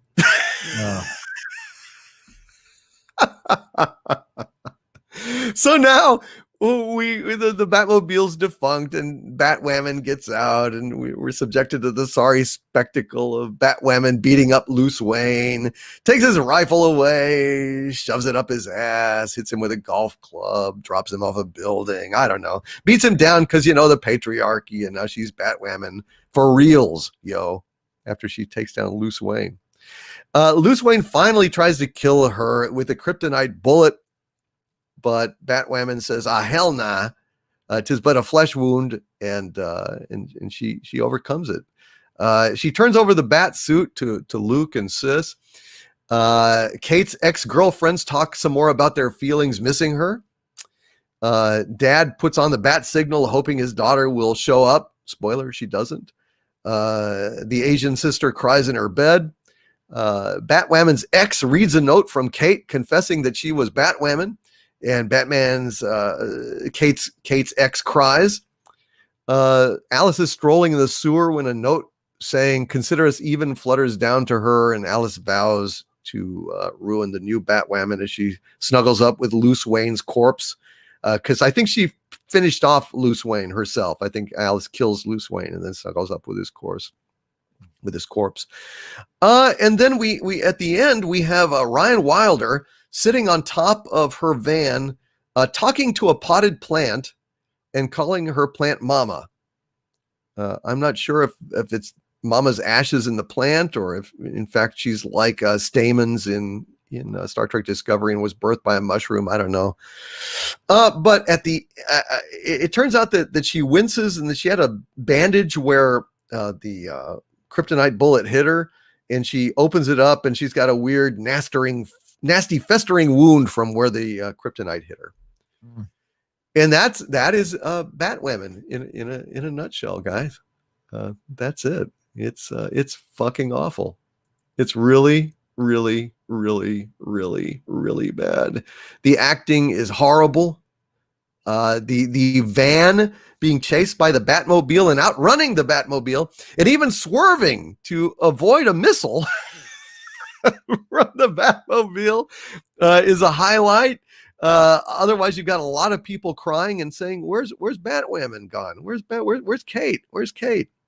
Kate's gone." Overall, horrible, Gary. Just horrible. Sounds horrible. Do they even mention what happened to Kate? Is that even going to be a mystery, or is she just gone? I think it's going to ultimately be a mystery, but more of a misery than a mystery. I think they're just going to drop it. Why was she on the plane? Why was her suit on the plane and she wasn't in it? I don't know. Maybe it's the rapture. Maybe she got taken home to Jesus before the plane crashed, and that's why the plane crashed. Maybe we're going to have the rapture in Batwoman season 2. I don't know. It's horrible. It's really just cringingly bad. The plot is extremely simple. It's substandard in just about every possible way, Gary. And this new actor playing Batwoman is genial enough, but honestly, genial like I said, like an actress in a high school play that's just tickled pink to be up on stage and glad that mom and dad are out in the audience watching her. It's that level of thespianism. Yeah.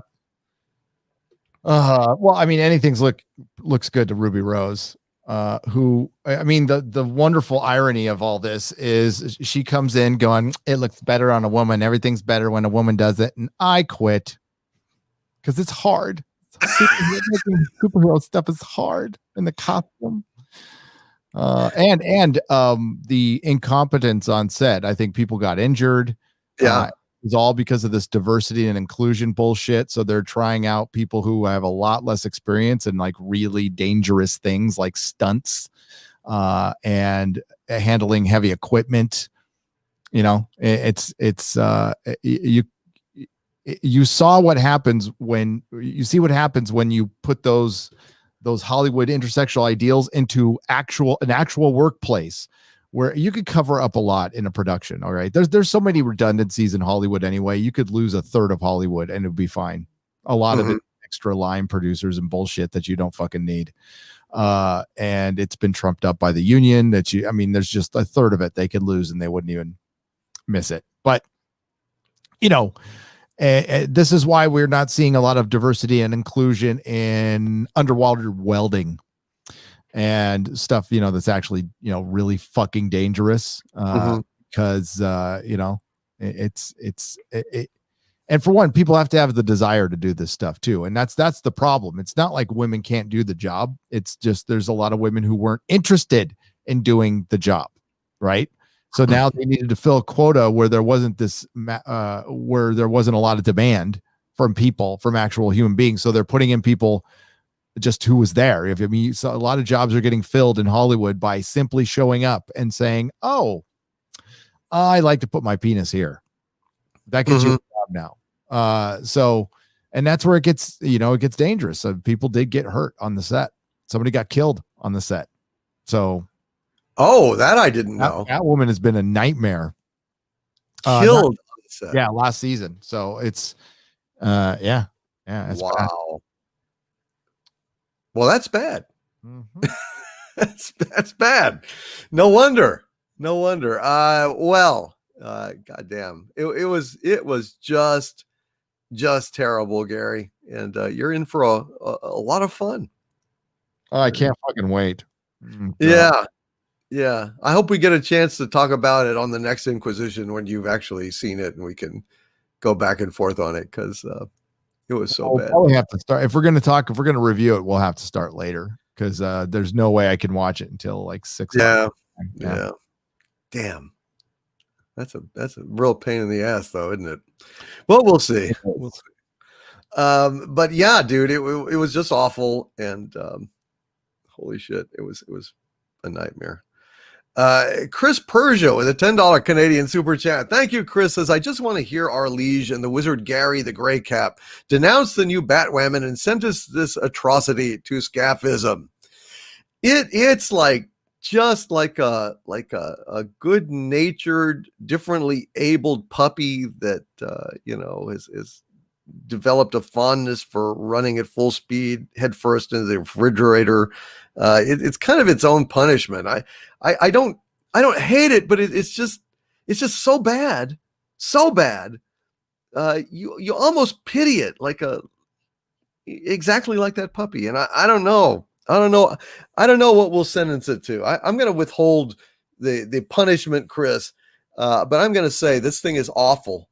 This thing is just as awful as it was before. I guess this actress is a little bit more likable than Ruby Rose was. But she's, where Ruby Rose was really kind of almost flat and stoic and just boring as hell. Awful. She's a horrible actress. She cannot act. I mean, she was fine in John Wick because she didn't talk. That's right. Acting though. So she's a model. Basically, she's got the model fit. She's very popular because of how she identified, and she was attractive. I don't find her attractive at all. No. But and that's fine. It doesn't mean she's a bad human being or anything. But and maybe she realized. I'm thinking that was it. She was just like, this thing is hot trash, and it's not going to help my career at all. It's gonna, and her career is not going to be that long anyway. And why waste it on a show where, and I can't imagine anybody from Batwoman's making a lot of money. I don't think you're making millions in your role. I think you're pulling down what, a couple $100,000. That's good, but that's for what, a couple of years, and then you're unemployed. Yeah. So I can't imagine a lot of people are making a lot of money on this show. That CW. No, dude. And it's made. No way. I understand it's not made for us at all. And the Batwoman character wasn't. The Batwoman character was a true SJW character. She helped usher in the SJW era in comic books, which was a long time coming. She was specifically created to be a lesbian superhero. That was it.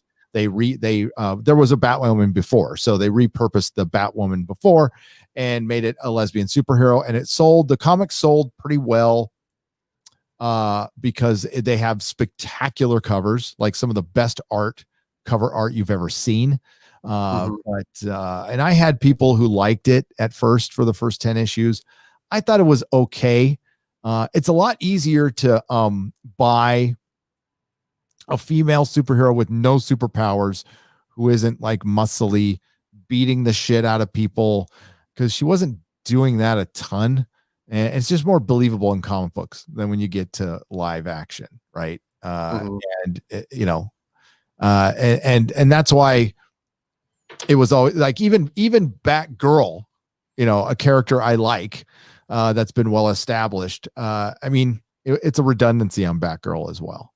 So that character was ushered in the SJW era, and now it comes in, and the reason the Batwoman exists is because of Captain Marvel. They straight up borrowed their stripped off their marketing, the whole hero shit, and I'm a woman. Did they play that song? They probably didn't play that song, but it's hot garbage, and it's all from a trend that's going to end up killing the superhero genre.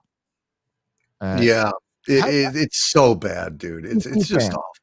DC fans, how do you feel about your? It's not the DCEU that defines people or defines your favorite property, DC properties. It's the CW that defines it. It's the fucking CW. That's what people are going to remember in pop culture. When time goes on, they'll remember the Snyder Cut for the fan movement, and Henry Cavill was a good Superman that they, Hollywood didn't want to cast white male leads anymore, and a lot of CW garbage. And that's the DC has great potential that's never realized by Warner Brothers. They're so dumb. They deserve better. They deserve a lot better. When she first puts on the costume and she says, "I'm not going down anymore," and she confronts the two guys that are in the alley, she lowers down somehow. She lowers down upside down, and makes some kind of Spider-Man ass wisecrack. I guess the costume allows you to do that, Gary. I guess that martial arts, I used to do martial arts. I never did anything. There is no martial arts move upside down dropping on a line. But that's how she does it. So they ripped off Spider-Man without considering the spider power part of it. Exactly. Yeah. It's really, really awful. I would definitely say, like somebody in the chat was just saying that, Mahler was afraid that this actress would be better than Ruby Rose. This actress is not better than Ruby Rose. I guarantee you that. She's terrible. But I will say that she is more likable than Ruby Rose. She's a lot better looking. Oh my goodness. Yeah, she is. She's favors. The costume's awful on her. Oh God, she is a beautiful woman. Yeah. And she's very personable. She's nice, but she can't act. And she's got that wide-eyed enthusiasm that just screams high school. Oh, I got the part, mommy. I got the part. It's just really, really awful. It was Finbar Hooley. Thank you, Finbar Hooley. So it was pretty awful. I don't know what I'm going to sentence it to. Let's hold off until you've had a chance to watch it. We'll sentence Batwoman next week. There you go. We'll do that next week. So I'm going to go through here and see if we've got any super chats about specifically Batwoman, and then we'll move on to the next story, and then I'll pick up any random ones. We will get to all the super chats here tonight, folks. Don't worry. All right. Let's see. I'm scrolling down. Hold on just a sec. Before you go, though, I'll read this one. Felipe Abrigo with 2,500 Chilean pesos. Thank you, Felipe. How are you, my friend? He says, "Hellords, Gary, did you know that the Battle of Evermore by Led Zeppelin was inspired by Lord of the Rings? Cheers." How could you not know that? Yeah. Gary, you certainly know that the Battle of Evermore was inspired. A lot of Led Zeppelin was inspired by Lord of the Rings. They were big fans. The reason Lord of the Rings is popular is because of the friggin' hippies and the flower children. Right. It was popular before, but it became a cultural movement thing. It was the first like not the it was kind of like the Star Wars of the hippies. They all read the books and there's right. songs about it, and it was all part of the culture. And Marvel Comics is pretty ingrained in the hippie movement too. But Right. yeah, that's how I heard of it. I mean, that's why we got the Ralph Bakshi movies. We also got those because Tolkien hated Disney and he wouldn't sell his story. That's a beautiful thing in itself. Oh yeah. Yeah. No, I remember seeing The Hobbit when I was a kid, and it kind of scared me because I was really young. I was like 5 or something like that, and I remember feeling sorry for Gollum. That's the only thing I remember. I felt sorry for Gollum. I thought that whatever that little beaver looking thing that freaking stole his ring was an asshole. It was. It was. At least you should have traded him something for it. Right? Take his precious, give him a receipt or give him some coupons to Golden Corral or something. For God's sakes, don't be such a dick. Gollum, evil one, slipped away with her. I love Led Zeppelin. They ripped up a lot of songs, but I don't care. I love Zeppelin. I really do. Alexander Punick with a $5.99 Australian super chat. Thank you, Alexander. Says, hail DC and Gary. Is Batwoman the bestest ever? I think it's safe to say that Batwoman is the bestest ever. I think that's very safe to say. Is there any training at all? Huh? Is there any training at all? No, none. Zero training, Gary. Zero. They don't even try. Greg Berlanti is all about he wants to be the most prolific producer in television. I think he's currently producing, I think it's in the teens. It's like 15 or 16 shows. Mm-hmm. I think his peak was 18 at one point when Swamp Thing was on because he was producing Swamp Thing. Right. And Doom Patrol is probably the best thing he's ever produced by far. Oh, he did that. Oh yeah, Doom Patrol. You want to talk about they take not everything. It gets really freaking woke at times. So it's like, ugh. But then there's episodes that are just great, and it's very Legion again. And it's and I do believe, I wonder if that's got a relation. Steve Blackman, right, was the guy who worked on Legion. He worked on Umbrella Academy too. And Doom Patrol was kind of in that wheelhouse a little bit. Mm-hmm. And when they don't go woke, it's really good. Nice. Yeah, no, it is. I liked it more or less. I liked it. Yeah, good stuff. Dave Dahl with a $4.99 super chat. Thank you, Dave. Says na bat woke. Push the button. Let Harvey be Batman. I am the night. I'm Batman. I'm Bat Harvey. It would be a different show. I think it would be better in a lot of ways than Batwoman is, but what are you going to do, Dave? Hollywood stands in the way. They discriminate against, green eldritch Americans, and certain colors are okay. Certain colors are out of vogue, and green, along with white, 2 of those colors. DeWall with a $5 super chat. Thank you, DeWall. Again, sir. Appreciate it. Says, make sure you take your seasickness pills before watching some of these shows. You might need a little extra help to prevent nausea. Good advice. Very good advice, DeWall. Thank you for that. And thank you to Scottish Nerd for the Doomacorn. It was very, very much appreciated. Corayon Witch in Residence with a $5 Canadian super chat. Thank you, Corayon Witch in Residence. Says, so which is more mind-breaking? Seeing Harvey's true form or watching Batwoman? I would say Harvey's true form is definitely something that would shatter your mind, Corayon Witch in Residence. But if you want to talk about stomach churning, Batwoman wins.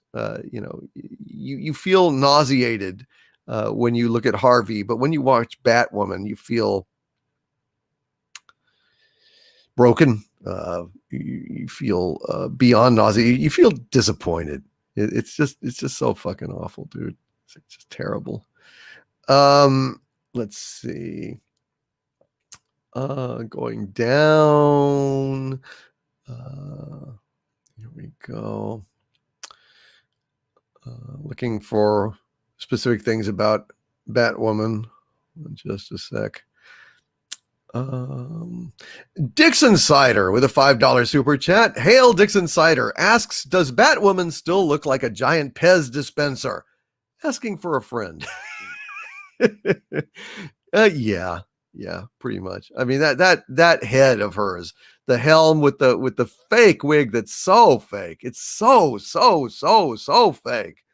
It's like Magenta wouldn't wear that wig to Rocky Horror, you know?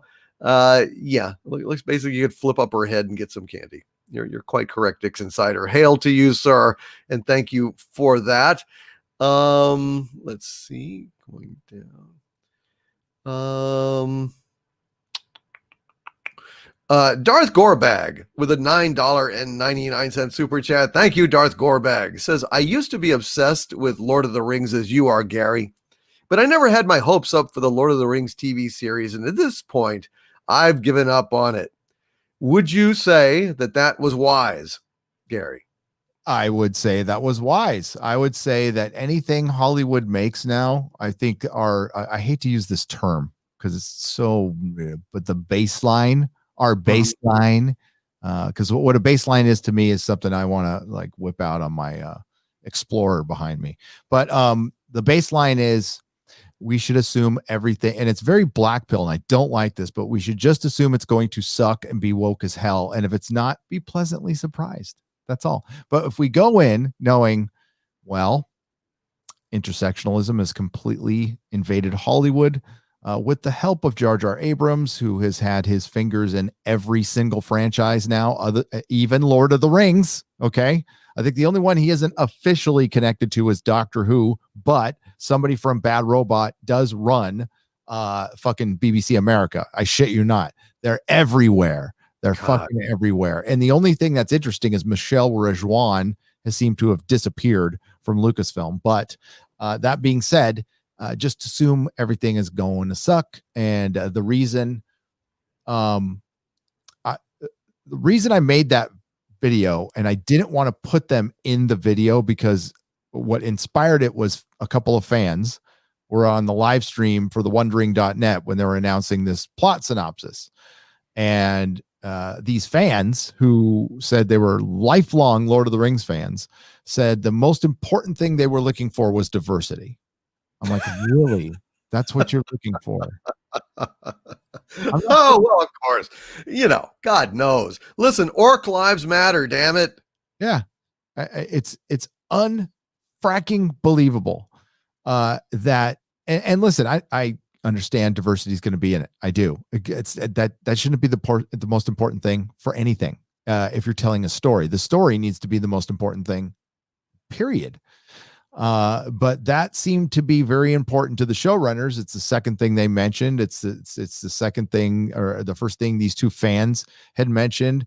And they only said it because they were on a live stream and they thought they would make them look good. And it's like, I have a lot more questions than that. And it was discouraging to see. And the reason I don't want to come into Lord of the Rings, if this story sucks, it's not going to affect how I read the books or how I see the films, which are perfection, but it's going to bring to that fandom what we have been fighting for years. And I just don't want to see it go to that fandom. That fandom's been free of that stuff. They just sit there and dork out about their lore, and that's about it. And they've always had to deal with the Lord of the Rings is too white, blah, blah, blah, whatever. But I mean, there's nothing you can criticize Lord of the Rings for. It's just a happy, it's a hopeful, inspiring story. And if Tolkien hated allegory, but if you wanted to look for themes, it's very Christian. It's very, very Christian, very Catholic. That's what those themes are. I just can't see modern Hollywood honoring any of that in any way, shape, or form. And I mean on the most basic level. Okay, we don't have to go down the line and all the the church isn't perfect. But one of the basic things about Sauron, well, I don't want to spoil Sauron. Numenor fell because they turned away from God, and Sauron exploited that. That's it. That's the kind of themes they won't cover in Lord of the Rings ever. And they're also going to be interpreting shit that doesn't need to be interpreted. I don't want to see the, Jaws. I don't want to see what sharks conceived and gave birth to Jaws. I don't need to see that. Yeah. I just don't. And I don't need to see anything else. What they're going to be adapting is a history. There's no dialogue at all to adapt.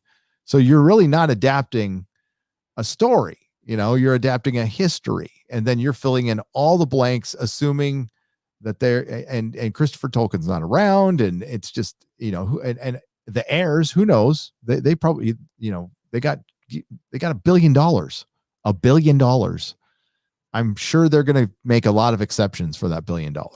And Amazon owns everything: game rights, toy rights, everything. They own Lord of the Rings essentially right now, with the estate being able to say no, and then they can't remake the Lord of the Rings or the Hobbit, and they can't mess with anything like that, but they can do everything else. Yeah, and I mean, they will also. Bad Robot is involved in this, right? Yes, they are. The Bad Robot people are involved, and Right. Bad Robot was rumored to be involved to help get the pilots finished up. Well, it's funny about Bad Robot shows. It just seems like, you'll spend $40 million on an episode, and it sure won't look like it. Oh, Wonder where all that money goes. Doesn't seem to go on the screen. Does it? To my way of thinking, I don't know. Maybe Well, I just don't know how to look. You know why I love talking to the members and talking live streams? Because you guys are freaking smarter than us. And somebody said something about Bad Robot that we all know, but it just clicked in my head. And it's, aside from them being woke and selfish, the reason all of their stuff is hollow is because it's an organization that just has perfected taking shortcuts with stories. Like, that's all they are, is about shortcuts and doing the least amount of work. What is The Force Awakens? It is low effort. They basically they went in, they made the safest thing possible. They're like, let's lightly remake episode 4 with a girl. That's it. We don't have to introduce anybody. We don't have to tell you how Rey survived on Jakku, how this young girl survived on this harsh desert planet. We'll just say the fact that she survived makes her badass. We won't show it. We'll just say it. Right. Yeah, it's a giant fucking shortcut,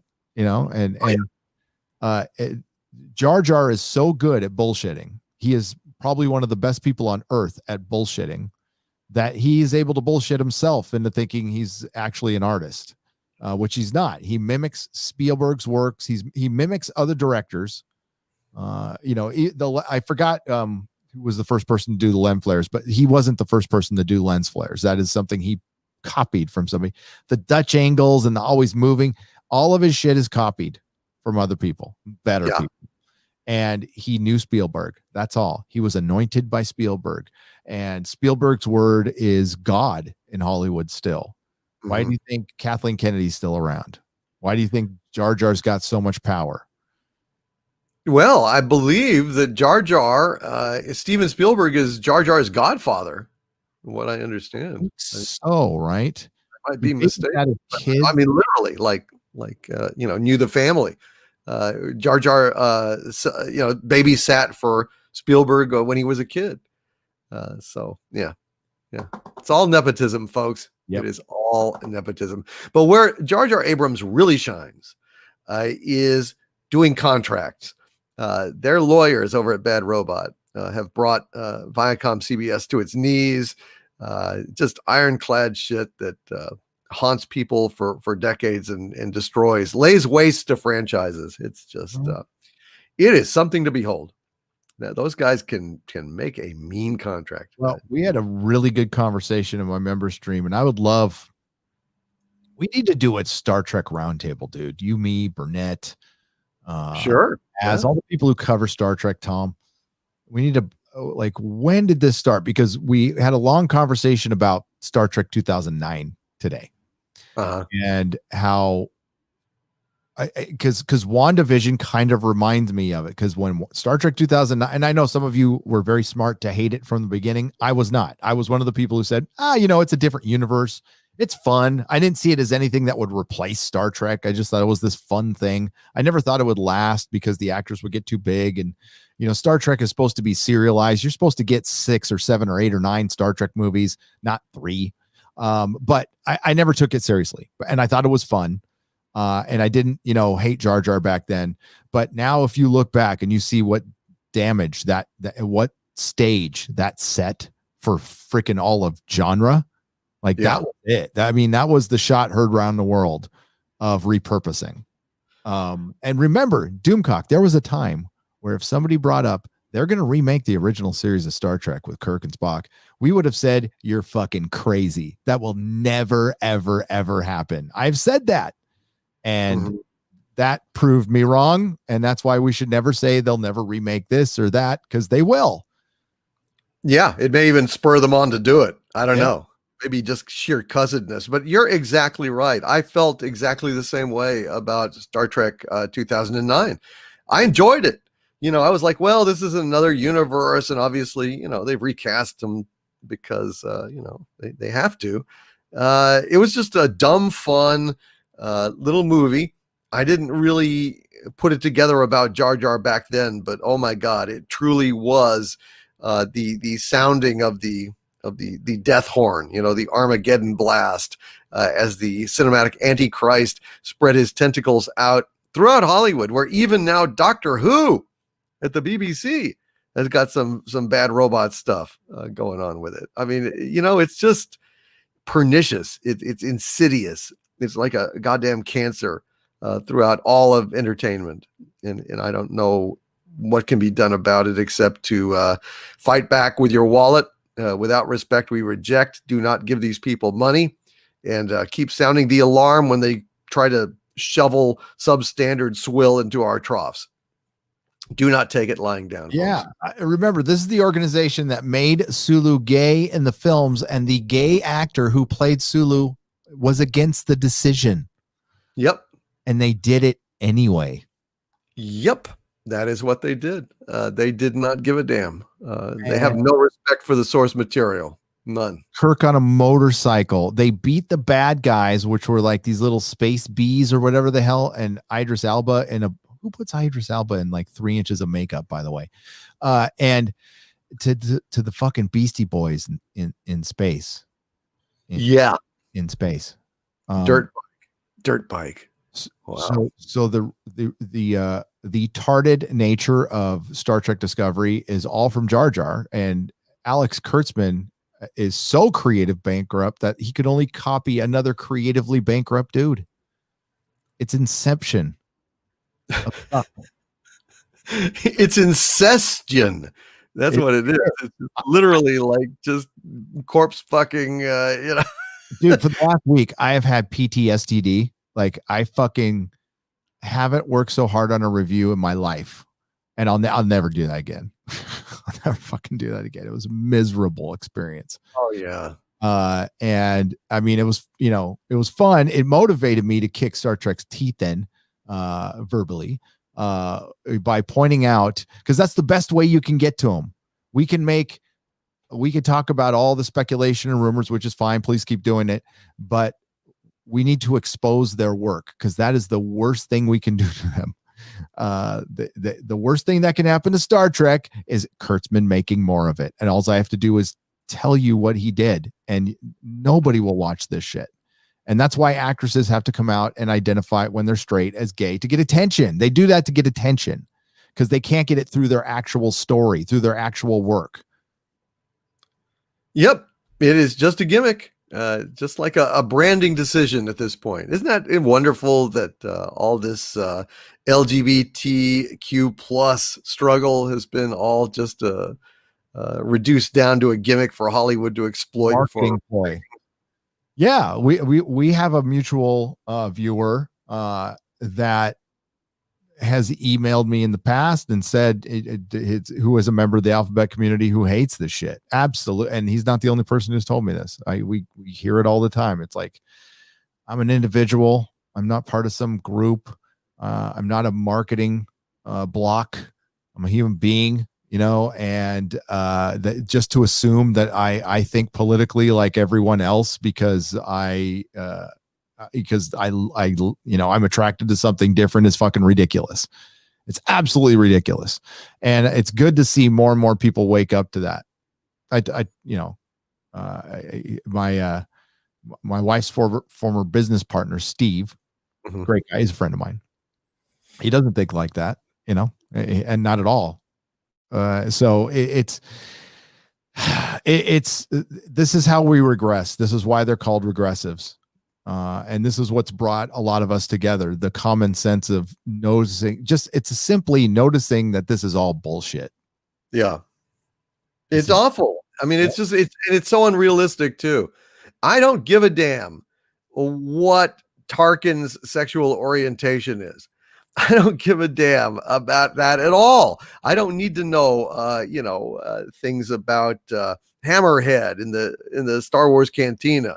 It's just not important, and it's not appropriate either that we're foisting sexuality of any kind on something that is essentially innocent entertainment in a galaxy far, far away. But Jesus Christ, having them all present their pronouns and declare their allegiance and blah, blah, blah. It's just sick. It's just sick. It's just such a orientation on division. They really do, in trying to be progressive and put forward, positive role models and all this stuff and pronouns and stuff. They're just calling out division. They're just dividing people further and making it so that in their advocacy of minorities, they're fixing it so that all we can fucking see is race. Yeah. Oh, and making Tarkin officially gay, it was actually, I mean, it's not homophobic. It's bigoted what they did, because the reason they did that was because people used to always think Tarkin was gay, and it's stereotypical, right? So that's why they did it. And that in and of itself is bigoted.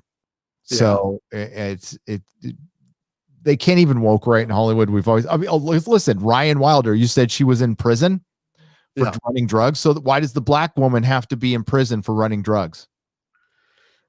Because you're trying to identify with is that what CW thinks the black experience is? Is that what they're assuming? Apparently all that kind of bigoted. It is bigoted. It is. And they're definitely driving prejudice because that's their brand. Fighting against prejudice is their brand, allegedly. So what they have to do is make sure that they whip up enough prejudice and division and bigotry and, racial strife to keep business being good. That's what it is. Why couldn't she have been a lawyer? It would have been better. It would have been more believable. If you have a Batwoman lawyer, right? You can kind of riff off the Daredevil thing a little bit, and then she would have the money, right, to have, to go out and get her own equipment instead of appropriating somebody else's stuff that's already been appropriated. It's been double appropriated. This is a double appropriation of Batman. I'm putting my foot down. I've had enough. Damn it. I've had enough too, brother. Can we just get a fucking Batman show? Can we just get a fucking Batman show? I would like one. I would definitely like one. Wendy Webb agrees with you. Wendy Webb in the chat with a $20 super chat. Thank you, Wendy, says Batwoman. How can I get that time back? My girlfriend and I already feel like crap. Batwoman didn't help. Our quarantine time is better spent watching mountain monsters. Sheesh. We're going back to bed. Good night. Good night, Wendy Webb. And I apologize to you and your girlfriend that Batwoman exists. I had nothing to do with it, but nevertheless, I am sorry. Thank you, Wendy. Shadow Fenrir 24 with a $10 super chat has a question for you, Gary. Yeah. He says, late to the show, but Gary, have you ever read Grant Morrison's The Invisibles? If so, is it worth picking up the omnibus? I recommend picking up Marvel's Solomon Kane omnibus as well. Well, I've read The Invisibles. I thought it was brilliant, and yes. But Gary, what do you think, since it was addressed to you? Brilliant. Absolutely brilliant. The Invisibles, fantastic work. Some of the best. What was the Solomon Kane one that he recommended? It's an omnibus. Marvel's Solomon Kane has an omnibus out as well. I've got that one, and yeah, it's cool. It's just like one of those collections, the comic book, Solomon Kane. Oh, the Mark of Cain. I didn't know they had an omnibus about that. Dang it. I got to get that. Holy crap. Yeah, Solomon Kane, man. Yeah. Good stuff.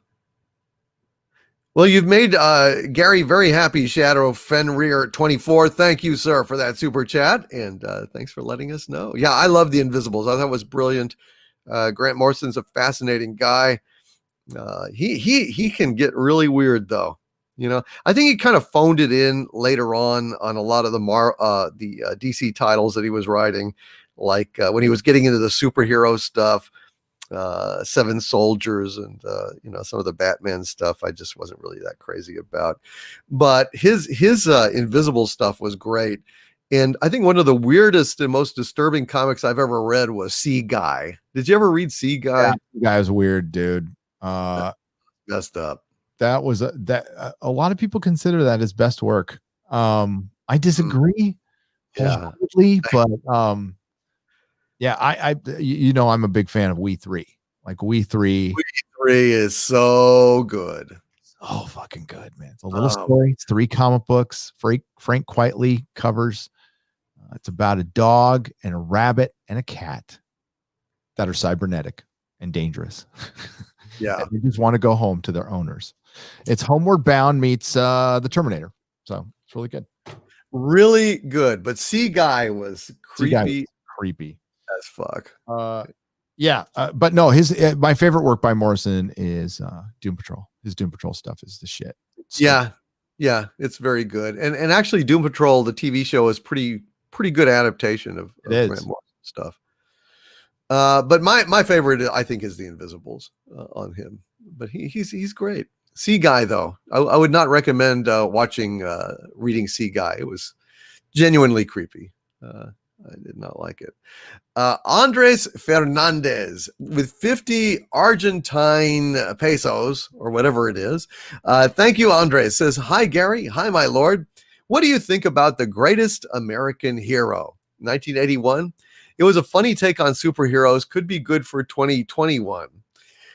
It was fun. It was a genial, happy little superhero show with a great theme song that actually went on to chart in the top 40 by Joey Scarberry, I believe was the guy that did the theme. Mike Post did the music for that show, right? Mike Post did the music for like everything in the 80s.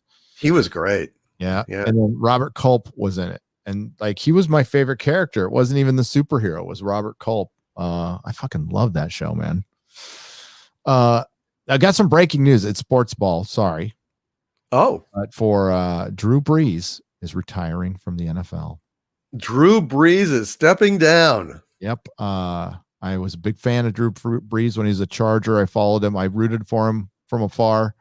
And he was a good San Diegan for a long time. And but then he bent the knee this year to the social justice stuff. And I think he had a bad game tonight too. But and I don't care about the sports ball, but I think he's retiring because he just doesn't want to be a part of this league anymore because it's falling apart. And that shows you that the SJW cult has ruined all of our entertainment, all of it. And that's what it's set out to do. And that's what we're fighting. And it's not over. It's so far from over. We get little victories here and there. That's good. We have a giant fight ahead of us. Giant fight that's going to be worse than 2016 through 19 combined this year. Just be ready. All right. That is so predicted. So let it be written. So let it be done. Thank you, Gary, on that. We'll see about that. But Drew Brees, yeah. End of an era. Yep. He was great. Thank you, Andres Fernandez. I do like Greatest American Hero.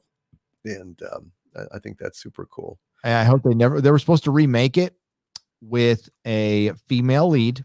And it got shit canned twice. So that's good. Good. Well, thank God.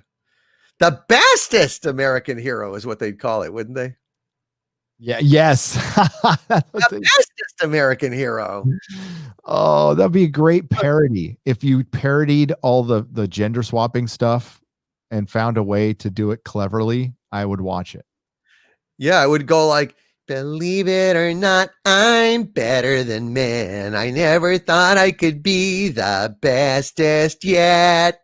Yeah, that's basically how it would be. That would be exactly it. Mhm. Mike Trout, thank you for the poop with corn super sticker. Appreciate that, sir. Troy Tempest with a $5 Australian super chat. Thank you, Troy. Says Daredevil season 3 was awesome. It set up the Punisher. Where's Punisher season 3? Where's the Silver Surfer season 1? Hail, Gary. Hail again, Doomcock. Patriot is fab. Yes, Troy. Patriot is fab. I'm pleased that you watched it. Where is Punisher season 3? I don't know. I don't. Are they even going to do one? No, Punisher's dead. I don't think they're going to ever. I think Marvel's going to get rid of the Punisher. I think it's going to retire the character because of current times. He's considered a tool of problematic, toxic. Problematic. Yeah. So he's problematic and toxic. What would suck, like sell the character. You know what? The character doesn't belong in the Marvel universe anyway. The way they have, he started out as like just a little hitman villain in a Spider-Man book, right? And he turned into something different, which was more of a Conan type character that doesn't really belong in the Marvel universe. And you can go and have him do all kinds of stuff. There's so many good Punisher stories you could still tell, but it's hard-boiled, violent, that's with gunplay, with lots of gunplay. So yeah, that's not gonna. Couldn't really take away the Punisher's gun and give him a scythe like Elmer Fudd in the new cartoons. So oh god, they've tried everything. They've killed him, made him Franken Punisher or whatever. Right. And I as far as Silver Surfer season 1 goes, unfortunately, Troy Tempest, Silver is a little bit too close to white when you get right down to it. Think about it.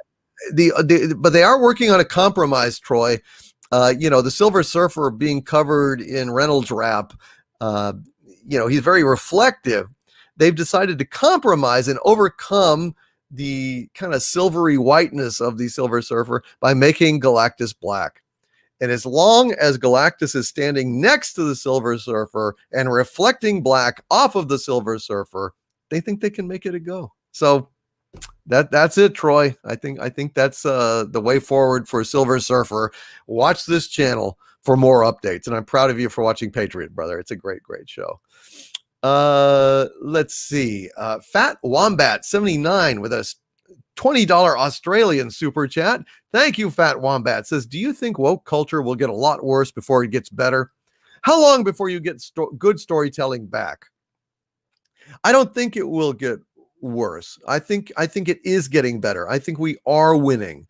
Look at what's going on with Mandalorian. You don't think that sent seismic shockwaves throughout the industry? It's going to take a while because things, it always takes years for things to turn around in Hollywood because things are in various stages of production and it's really hard for them to turn on a dime. But I think things are getting better. How long before we get actual good storytelling back, though? That's a tough question. I don't know. Gary, any opinion on that? The kind of storytelling you're going to get from Disney Star Wars is what you've seen in The Mandalorian. Right. It's not going to get any better. It's probably not going to get much worse. There will be some girl power stuff in it because Dave Filoni does like that stuff. But I think Favreau is just is a normal movie maker who wants the story to come first. And if that stuff happens, great. If it's a great part of the story, do I think things are going to turn around? I don't know. The Luke Skywalker moment was bigger than I think Disney expected it would be. I think they knew it was going to be big, but I don't think they understood just how big it was. And it was embarrassingly big for them because it made The Last Jedi look horrible. Not that it needed it, but it just reminded everybody how bad that was. And you were able to actually put a real number on it. You couldn't hide it with, and they're still trying to push this narrative that it's just alt-right trolls who don't like The Last Jedi. No, it's the majority of Star Wars fans. The vast majority of Star Wars fans don't like The Last Jedi because of what it did to Luke. So how do you fix that? And how do you do it in a timely manner? It's not going to be timely. What if they announce anything right now? It's 2 years away. It's 2 years away. So I don't know. Star Trek, The only thing that can happen to Star Trek that would be good is cancel it, and same with Doctor Who. I mean, it's a win, but it's not. It really isn't, and we're not going to get any more. So I think what we want is in future stories that are probably going to be original. Hopefully, they learn from these mistakes. But that's what I hope. Star Wars, I don't know, man. It's like, are people willing to hang on for another 5 years? I guess we'll see. I mean, I think they bought a whole lot of goodwill with Luke's return, and if the rumors that I'm hearing are true, that they are already beginning to retcon the sequel trilogy out of existence, I'm willing to hang on for that. And yeah, I mean, we don't find out until minimum 2024. That's when we'll find out if this actually happens or not. And that's the question I put out there. I mean, if you're willing to do it, but that means they've got you for right 4 more years. They've got you, and then they could not do it too. That could possibly be that's an option out there, and that means they got you for those 5 years anyway. So I don't know. I hope they wouldn't be that stupid. They have a great opportunity right now, right in front of them. I think that's what everybody agrees on, whether you like the Mandalorian or not. I think we're all in agreement that Luke Skywalker coming back and kicking ass was cool for a lot of people, and you could make a lot of money off that by simply giving the fans what they want, which is a heroic, kick-ass Luke Skywalker. It's pretty fucking simple. Absolutely. And they've found that out, and now we'll see if the rest of Hollywood will get the message. Yep. We'll see if that happens. But I agree. It's reverberated through all of Hollywood, all of genre, everything. And you're seeing resistance against that, but it's pitiful, right? So, and we'll talk about it in a second, because there's a couple articles I'll bring up. Excellent. Let's see. Finbar Hooley with a $5 super chat. Thank you, Finbar. Says, how similar was the Batmobile chase to a scene from Mr. Magoo and his giant purple eggplant? Which is worse, Batwoman or STD? STD Batwoman crossover? Batwoman is hands down much better than Star Trek Discovery. Star Trek Discovery is the worst damn thing that has ever been created, period. Absolutely 110%. Without debate, or there's just no way it's even close. The Batmobile chase, as far as Mr. Magoo goes, it was that goofy. It was that goofy that she's driving around this beat up old van, and the Batmobile is being frustrated in this chase. I thought that was absolutely ludicrous, Finbar Hooley. And I can't wait for Gary to see that and hear what he has to say about it, because that's funny shit. R. Fletch with a $10 super chat. Thank you, R. Fletch. Says, I'll punish myself by buying coffee for Lord DVD and Gary instead of watching. That's not punishing. That's good for you, brother. That's very good for you. Thank you, R. Fletch. Apex Comics with a $2 super chat. Thank you, Apex. Says, does the CW think that Batwoman is from Krypton? Apparently they do. It's a kryptonite bullet. I never heard that kryptonite was particularly hard. It's just like something that hurt Superman. But I guess they've retconned it in that way. Cliff 3188 with a $4.99 super chat. Thank you, Cliff. Says, hail my liege and Grand Inquisitor Gary. What are your thoughts on the potential continuation of the 90s Batman cartoon? Well, I haven't heard anything about that. So my thought would be yikes and panic, and please don't let them make the Batman animated series go woke and pull the kind of cheap shenanigans that they've put in every other piece of entertainment. That would make me sick to my stomach. It would fill me with rage, and I hope that they just leave it alone and don't touch it. Gary, any thoughts? I totally agree, but I did hear they're going to do that. Christ almighty. Yeah. Oh. And who the hell's going to be doing it? Kurtzman? They're not going to get Paul Dini back, are they? Kevin Conway? I would hope they would get, Paul Dini and Bruce Timm are still in the build. Well, I don't know if they're in the building at DC anymore.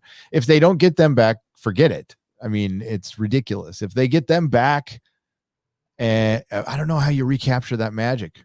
But I mean, I listen, I'd be willing to give it a try. If it's Paul Dini and Bruce Timm back at the helm, sure. Yeah. I'll give it a try. But my first, I feel the same way you do. It would be, I just leave it well enough alone. It's 90% chance of screwing it up. Easy. 90% chance of them making it woke and nasty and denigrating Batman and making the Joker a cuck for Harley every single episode, and Poison Ivy, shedding all over Batman. It just Batgirl like being the main star. I do not want it. I don't want it. I mean, straight up. I'd rather I don't even want to go down this road. Don't want to go down this road. Luke A with a $5 super chat. Thank you, Luke. Says, hey, Doomcock. Hey, Nerdrotic. I just want to thank you. You helped me feel less isolated as somebody critical of woke culture and fandom since the mid 2000s. Well, I'm very glad that we could, Luke. You guys make us feel less isolated. And that's why I started my channel, just trying to reach out to people and see if indeed the rest of the world had lost their fucking minds or if there was still some sanity out there. And thank God there's sanity. Thank God there's sanity. There really is. And you guys are that sanity, and you keep us sane. Thank you, because these are hard times. Yep. So Gary, what's up next on the docket, do you think? I guess we could talk about what Mark Hamill tweeted today. He tweeted out, or it was a response. So Peyton Reed, the director of the Luke Skywalker episode we were just talking about, sent out a tweet to Mark Hamill saying, hey, it was great working with you. He threw a little old picture of Mark Hamill with his little floppy hat on Tatooine, saying, it was just a lifelong dream getting to direct, Mark Hamill and Luke Skywalker, which that must have been fucking cool.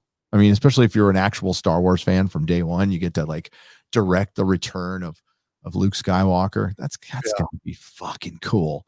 So Mark Hamill, who is as a human being, not the biggest fan of what I've seen on him on social media, but when it comes to Luke, I mean, you got to respect what he's. I mean, listen, Mark Hamill's no William Shatner. All right, William Shatner is a god amongst men.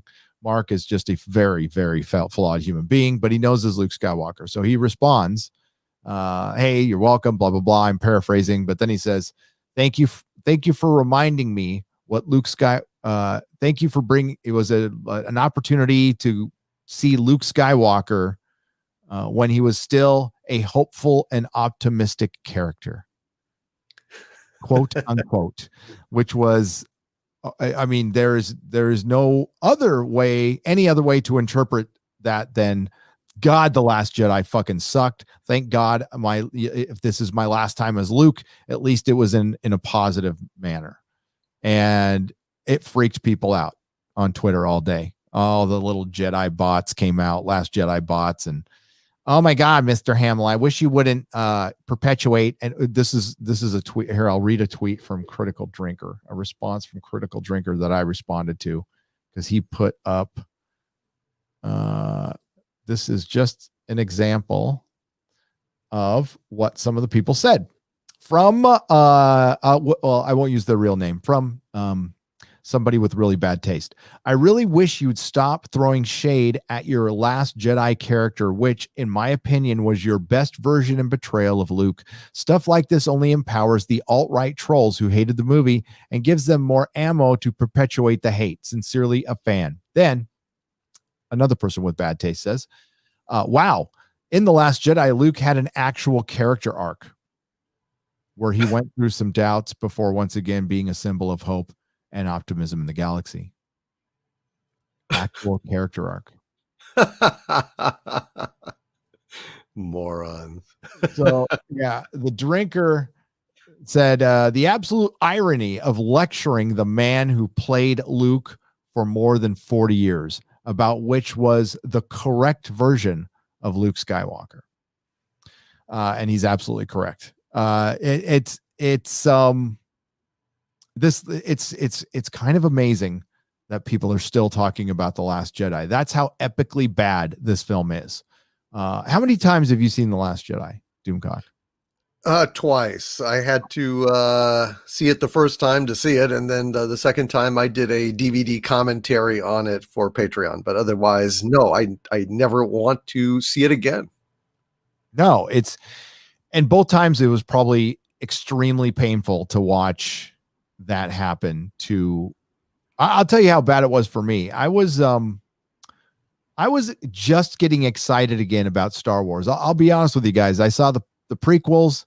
It didn't really impress me, but I didn't hate Star Wars. I was just kind of moving past it a little bit, but then I got, The Force Awakens comes out. They said they're going to put Han, Luke, and Leia back together. I got excited. I did. I was really excited. I saw The Force Awakens, didn't like it, but thought that they could still salvage it, right? In a way, but I couldn't let go of the Han dying thing. I'll be honest with you. That thing, I was out when that happened. And dying like a punk. Like a total punk. Just walking up there to this evil, unbalanced piece of shit that's so angry and resentful, and he just kills him. Just fucking kills him. Yeah. That's great. Good ending. Wonderful. And Jar Jar deserves as much criticism as Rian Johnson does, in my opinion. Mm-hmm. So when I saw The Last Jedi, I didn't know I still cared about Luke that much, but when I walked out of it, I've talked about the migraine I had, and I was a little dizzy. I could not believe what I just saw, right? I walked out of there going, there's people liking this. And that's when I realized that this is more than just pop culture. This is whatever's happening here is more than just about pop culture. Because you're willing to destroy a character that is worth billions of dollars, and they were willing to flush him down the toilet. Something way more nefarious is going on. And that's when it, really clicked with me personally. It took me a while to be able to verbalize that on YouTube, but that's where I was with that. If Disney was willing to, because I watched a company flush down their entire investment. I'm like, what the hell is going on here? This doesn't even make any sense at all in this reality. So my first thought was CERN, Doomcock, that I was in some kind of fucking Mandela effect or something like that. I don't know. But the fact that we're still talking about this fucking movie, right? And what fired all this up, of course, was The Mandalorian, and then, of course, Star Wars theory. And people are still talking about this. This is a long news cycle that Disney didn't want. So, and this is what I was kind of hoping would happen, that people would turn up the fucking heat and not let this shit go. Don't let this shit go. Do not let it. If you care about this thing and you really want to save it, you can't let it go. And that's the only thing I can think of. I think it's pretty astonishing that that Luke and this helps kind of fan the flames for it. Mark Hamill. So I don't know, man. I think it's all part of the process, and maybe we will get to see some change if stuff like this keeps happening. I think we will. I think we are. It was a shot heard around the world, and I think the reverberations are still being heard. Like you said, the echo has not even died yet.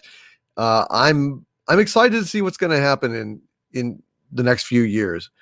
But you're right. I mean, caution is advised. To remember Admiral Akbar's words: "It's a trap."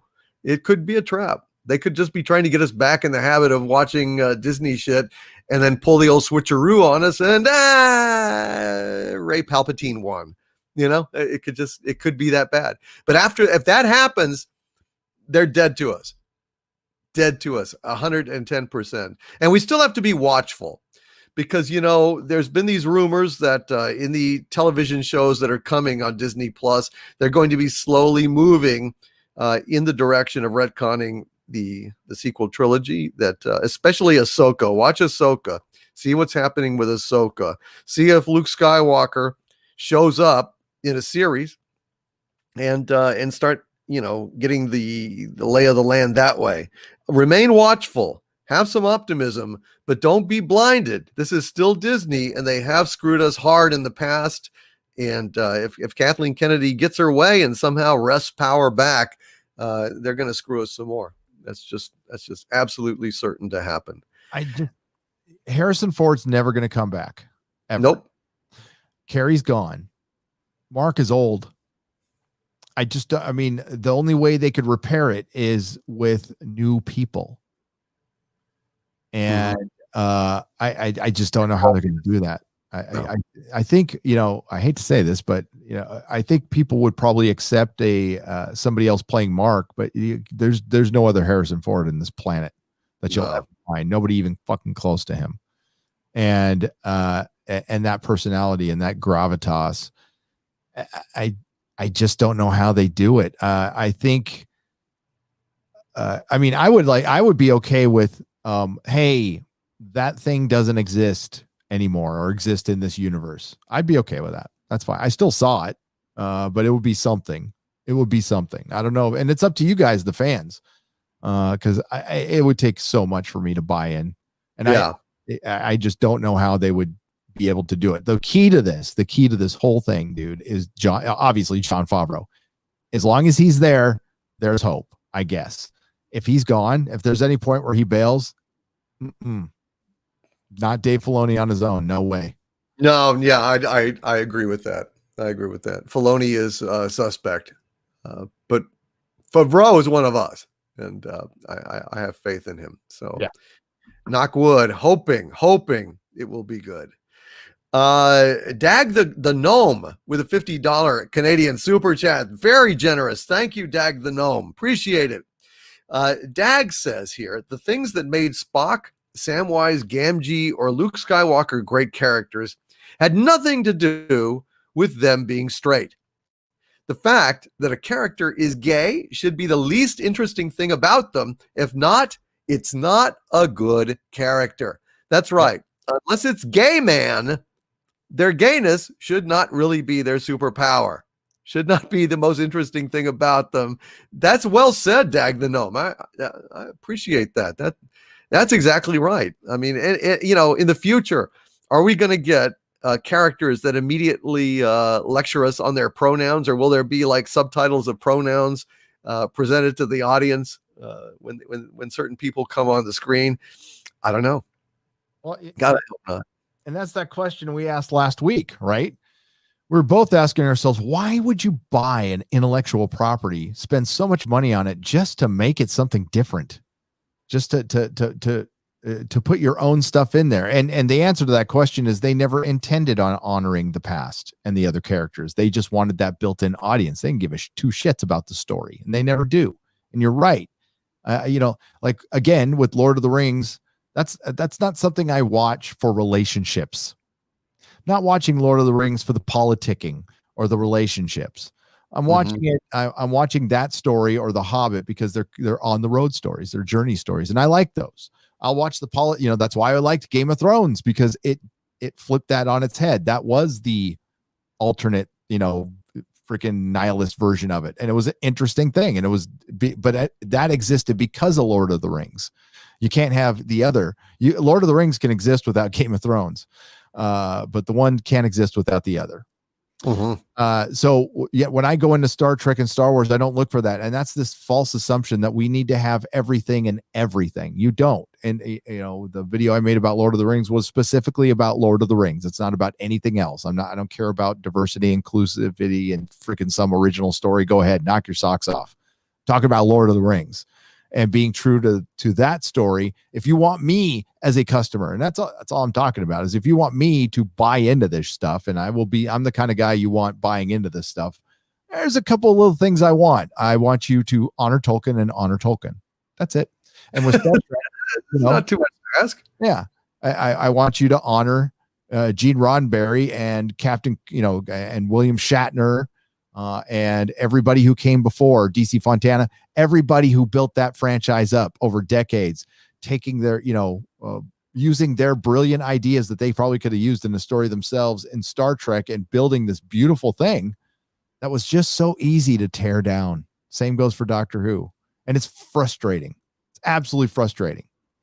Doctor Who fans are beside themselves right now. Still, I mean, this has been a rough year. 2020 was a rough year on everybody, but like Doctor Who fans, I'll say it again, The Last Jedi is nothing compared to what happened to Doctor Who. It's nothing. And it's unconscionable what they did in 2 years. They destroyed almost 60 years worth of great entertainment and destroyed it for the next 60 years, if not forever. Yeah.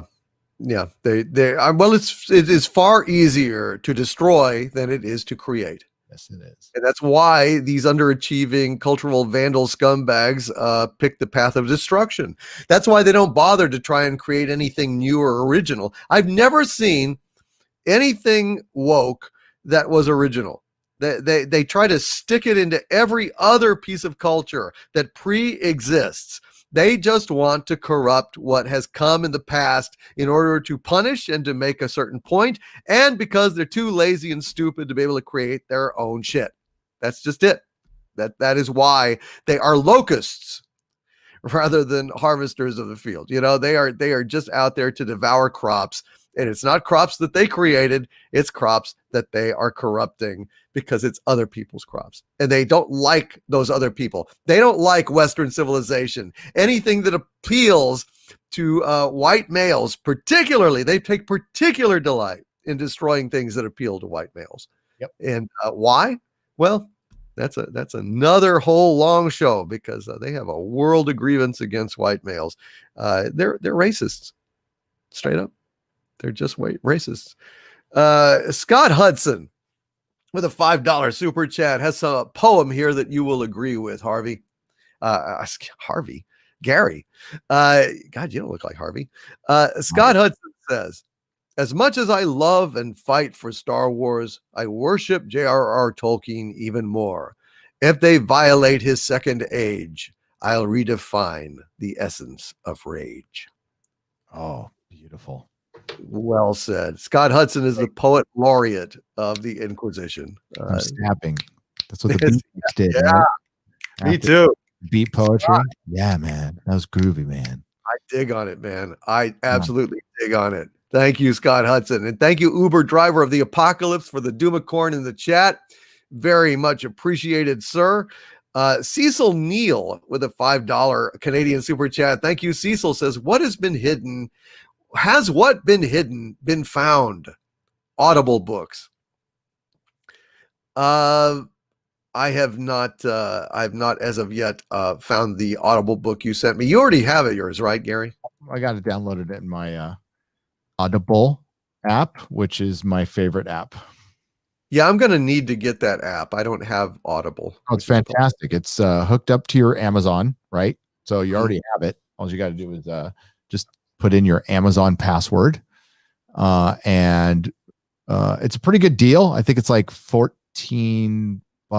You get your initial it's like the Columbia Record Club kind of. So you buy in and you get like 6 credits, which is like 6 books, and then every couple of months you get like 3 more books. I've got how many titles? I got 300 titles in my library. Dude. Yeah, and I use it all the time. It's great, and the sound quality on some of this stuff is really good. So I will try to find it, Cecil. I am behind on my emails, mea culpa, and I'm so sorry, dude. But thank you. Troy Tempest with a $20 Australian super chat. Thank you, Troy. Says, good morning, my liege. We all know about Star Trek, Star Wars, and Doctor Who suffering from wokeness. How about a video on Lost in Space? Oh, holy shit. Yeah. John is a deadbeat dad. Yes. Don is a scammer. Yes, he is.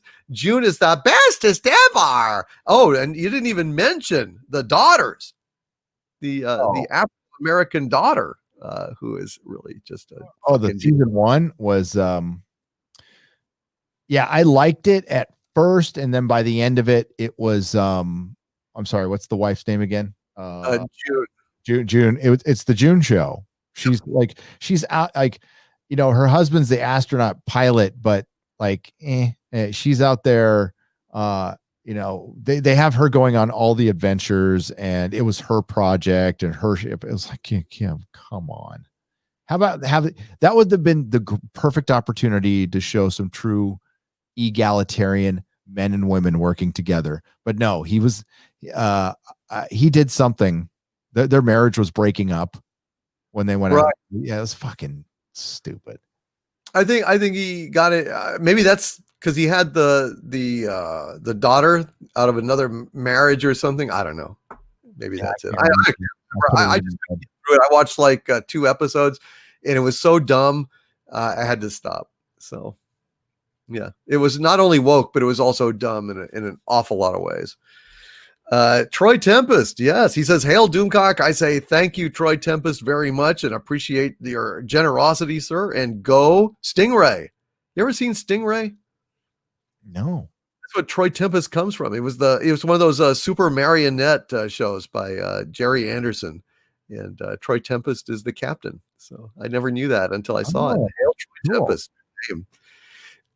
Deef with a $5 Canadian super chat. Thank you, Deef. Says, "I have been rewatching Due South for the first time in many years on YouTube and highly recommend it to everyone here. A truly great series."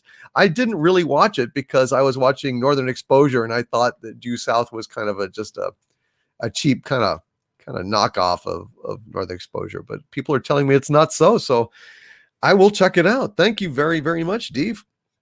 I want to thank Philip J.Y. for the happy face super sticker. It looks full of joy and wonder, I guess, at the Inquisition. We fill stickers with joy and wonder. Thank you, Philip J.Y. Mikey Gussler with a $5 super chat. Thank you, Mikey. Says, Snyder confirmed on Vero that the Snyder Cut will be in a movie form instead of a miniseries. He also confirmed the film is 4 hours without credits. Holy shit. The Snyder Cut is going to be 4 hours, and it's going to be a single movie. And Ray Fisher's screwing it all up. Now people want to boycott it because Ray Fisher got his fifis hurt because he got yelled at by a Hollywood producer and a Hollywood director. Pissing it all away. Unbelievable. Really? Yep. And you want to hear some better news? Somebody brought this to me in my member stream today. So Army of the Dead, directed by Zack Snyder. I forgot the actor's name. The main actor, one of the main actors, had some misconduct issues, was taken out of the film digitally and replaced with, and this was a male actor, Tig Notaro.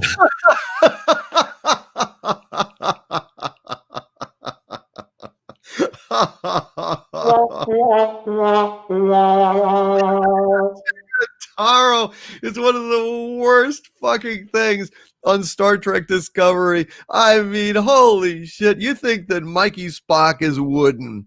Fucking Tig Notaro is like obnoxious petrified wood.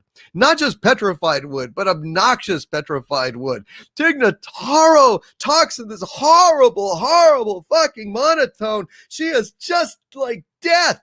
Like death compressed into a human form. It just makes you want to die watching how just fucking snarky, flat, boring Tig Notaro is. She might be a great stand-up comic. I don't know. I've never seen her do stand-up comedy, but I do know that her acting sucks. It fucking sucks. I cannot believe that they are putting her subs digitally popping her.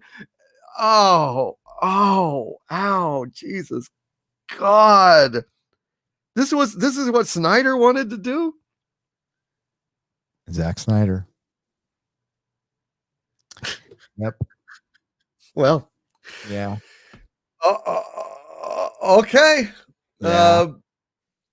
Yeah. Jet Reno, ladies and gentlemen, Jet Reno from Star Trek Discovery. Well, thank God, because I was worried with Star Trek Discovery going off the air, hopefully forever. Where are we going to get our dose of Tig Notaro? Apparently no. Think it's really going? I mean, I don't know. I don't know. There is no sanity left at Viacom CBS.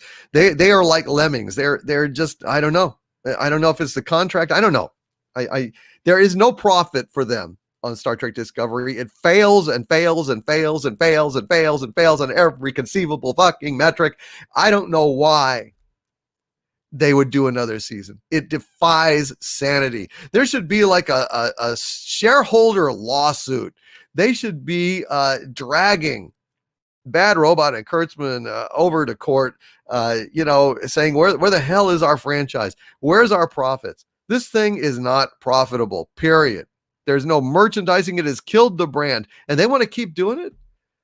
It absolutely, it defies sanity. It makes my head feel dizzy. I feel sick and disoriented that there could be such madness on a planet that is not Bizarro world. You know, I don't know. I watched season 3 and I try not to attack or talk down to other people, but I really like individual fans. If you like something, I question your sanity, and I would not take proper directions to a bathroom from anybody who likes Star Trek Discovery. I cannot understand how anybody would like that. It's nonsensical drivel. It's oh my God. The Federation died. They killed the Federation. Yeah.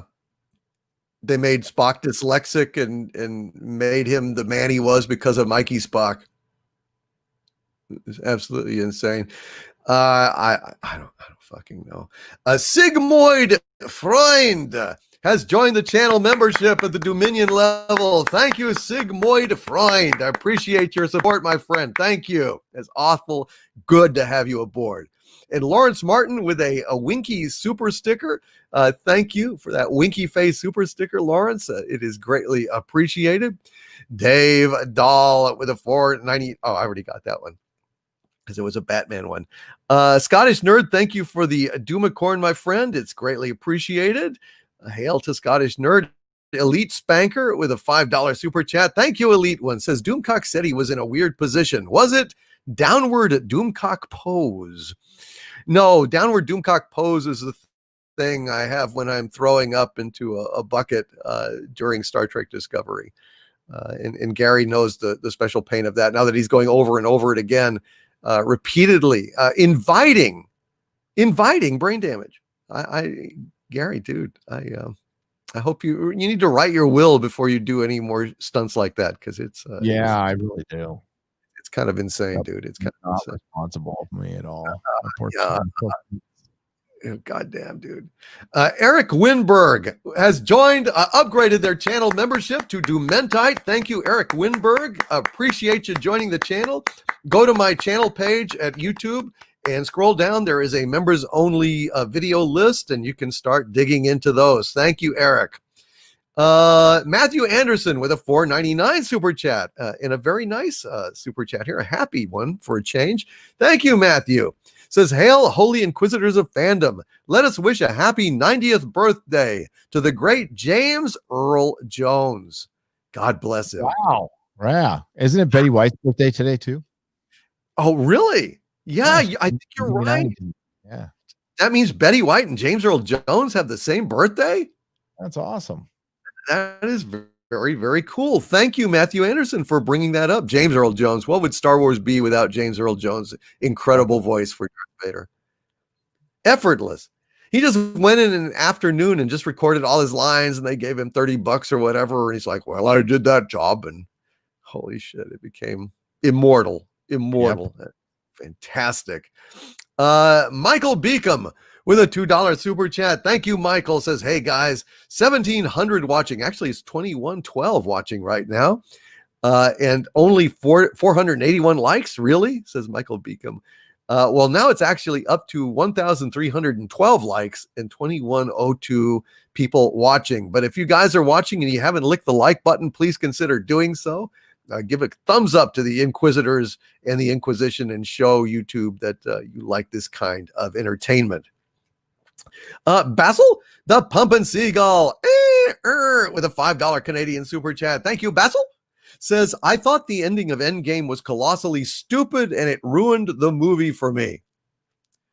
What about the ending, Basil? Are you still in the chat? Are you talking about when Cap came back and was sitting on the bench, or? Yeah, that's the thing I have the problem with. I liked it. I was fine with it when I first saw it, right? And then I went back, and it betrays everything about Captain America's character. He would never do that. It's way too selfish of an act. That's a superhero with power that could have lived for years, and he could have saved a lot of people in this reality, and he decided to remove himself from the equation and live in life. And it doesn't make any sense either, because he went on. It just, there's too many plot holes in it, and I know they wanted to give him a happy ending, but killing freaking Tony Stark and then aging out Steve Rogers, that was stupid. Well, yeah, it was. Cast them. It'll be hard. Some people might not like the guy right after Robert Downey Jr., but you'll be able to keep Iron Man. Like, it makes no sense. Yeah, no, I agree. It's a damn shame. There is a certain nice symmetry about it in a purely aesthetic, intellectual point of view. That, I mean, the MCU started with Iron Man and it ended with the death of Iron Man.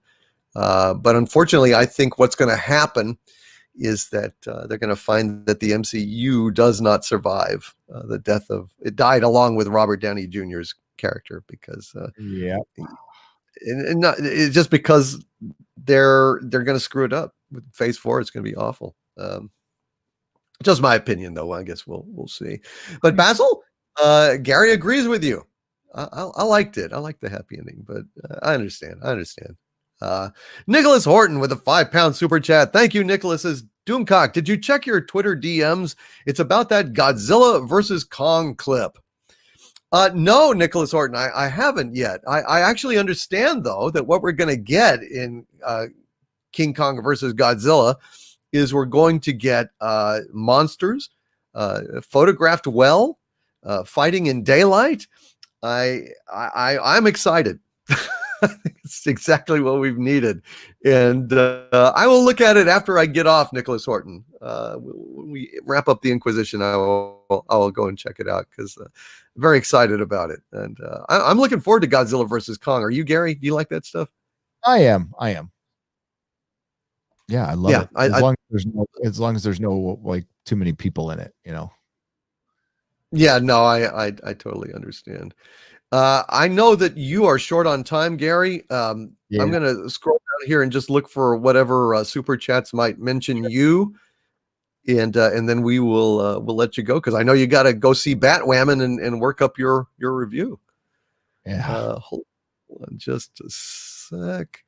Scrolling down as best I can, scanning.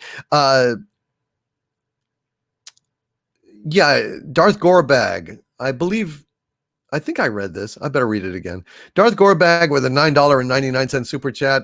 Thank you, Darth Gorbag. Says, I used to be as obsessed with Lord of the Rings as you are, Gary, but I never had my hopes up for the Lord of the Rings TV series, and at this point, I've given up on it. I think I read that one, didn't I? Yeah. Okay, good. Yeah. Thank you, Darth Gorbag, for that. Let's see. Stephen Edwards with a $5 super chat. Thank you, Stephen. Says, well, to be fair, guys like Hemsworth and Jackman were sauced to the gills. Really? Okay. I didn't know that. Were they drinking on set? Probably. Why not? Well, yeah, maybe. Let's see. Jack B with a $5 super chat. Thank you, Jack. Says, in your opinion, would they have used Rogue to retcon Carol Danvers? Would they do it right? Y'all mentioned a one-hit KO, and that would be it. Yeah, I mean that is something that they have definitely considered, according to rumor. They have considered having Rogue take Carol Danvers' powers at the end and become the new Captain Marvel, because they really, according to rumor, they don't like her that much. So I don't know. We'll see. I think it would be great, Gary. I really do. And rooting like hell for that. That'd be great. Let's see. Danny D with a $14.99 super chat. Thank you very, very much, Danny D. He says, any opinions on how soon TV series and specials will replace movies as the most common form of entertainment because of cost comparisons and the pain of working around the coof? Best wishes. Well, the TV shows have the same pain of working around the coof, Danny D, but the cost comparisons, you're quite correct. I don't know. I think the odds are probably about 75% that TV will rule the landscape in the 21st century, that theaters are maybe broken and on their way out. But I don't know. Gary, any opinion on that? Yeah, I think prestige TV is the future. I think it's I don't know if it's a better one, and I they're not going to make the money they did in the theaters. They're just not, and that's why they were putting this off. And the only reason it got sped up was because this is their only real income right now. So Warner Brothers is going to put it to the test, man.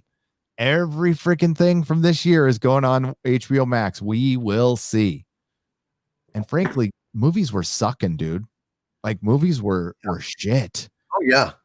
I mean, I love the Joker, but the Joker was like a bunch of people were starving to death and they were given something to eat for the first time. You know, it was great though. I really did love it.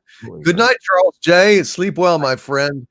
And JT Kirk says IGN gave Batwoman only a 6 out of 10, which on their scale means it's probably a 3 in 10 in reality. So yeah, it's not good. Trust me, you're going to find out for yourselves. Nicholas Horton, Finbar Hooley with a $5 super chat. Thank you, Finbar. Says, Gary, did you ever organize your wake for Doctor Who? Yeah, we did one. We did one a while ago. But we can probably do another one. I was waiting to officially get word for the show because I mean, I just think the show is going to get canceled now. I think that's most definitely on the table. God, I hope being quiet about the Jodie thing. Yeah, take it out and back and treat it like Old Yeller. Put it down like a rabid dog. It has outlived its usefulness. It's a shambling monstrosity, a mockery of its former self. Needs to go. Bionic Belly Button with a $10 super chat. Thank you, Bionic Belly Button. Says, hail to the Inquisition. The best way to end a full week of excellent Fandom Menace content. Hail to Doomcock. Hail to Nerdrotic. Hail to the chat. Hail. Thank you very much, Bionic Belly Button. Hail to you.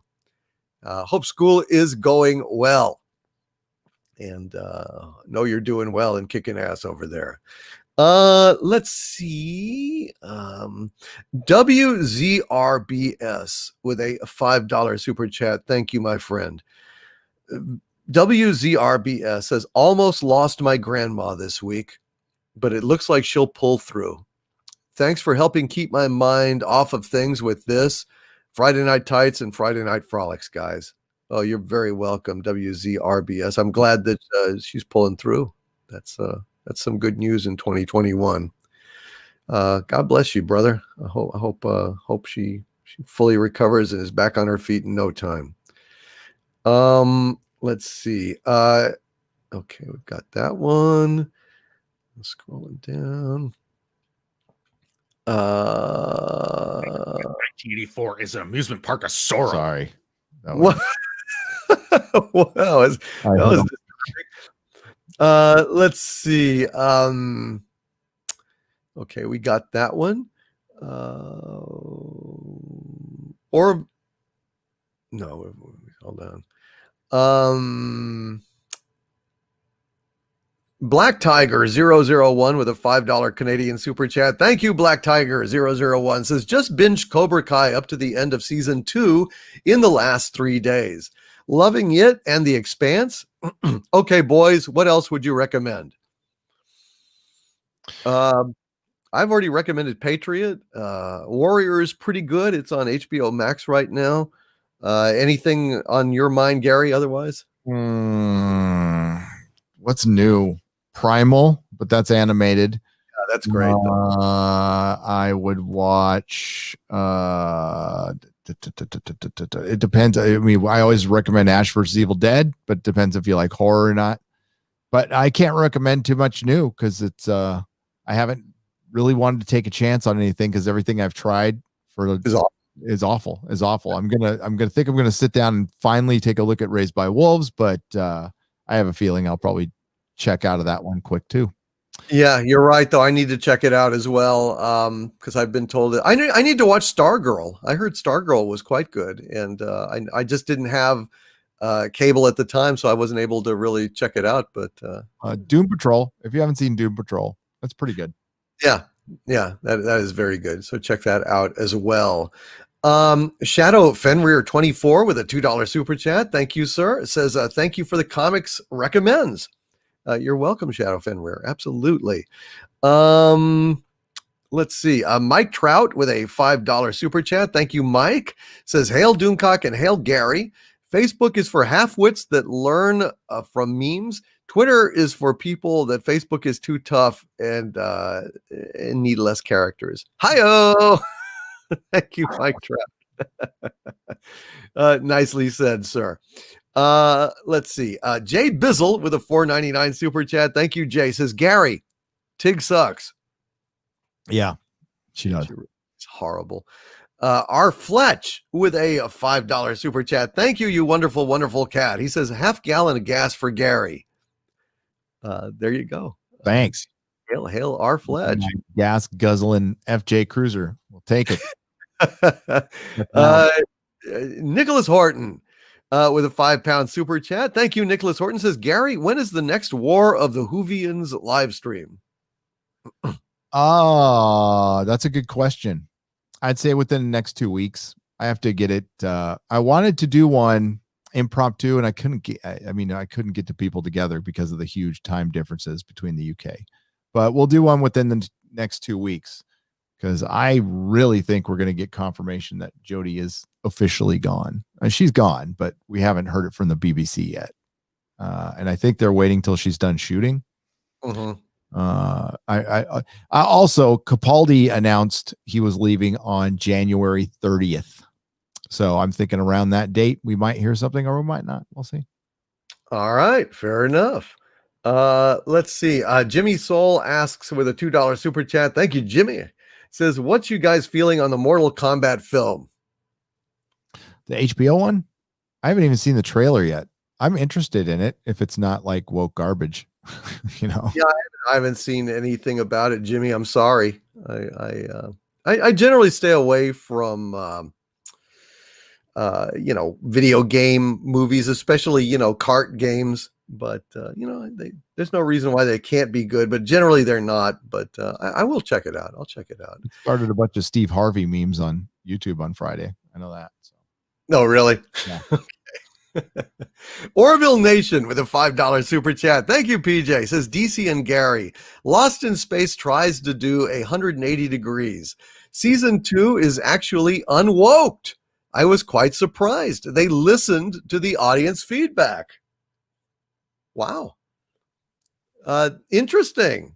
Well, you gotta commend them for that. The first season was terrible woke, but this is not bad. That's the thing about the binge model is like it comes out. Netflix doesn't tell anybody, and it comes out, and everybody watches it at a different time, so nobody really discusses it. Then season 2 comes out. We're like, oh, when did season 2 come out? I vaguely remember season 2 coming out. By the way, yeah, it feels like it was forever ago, and.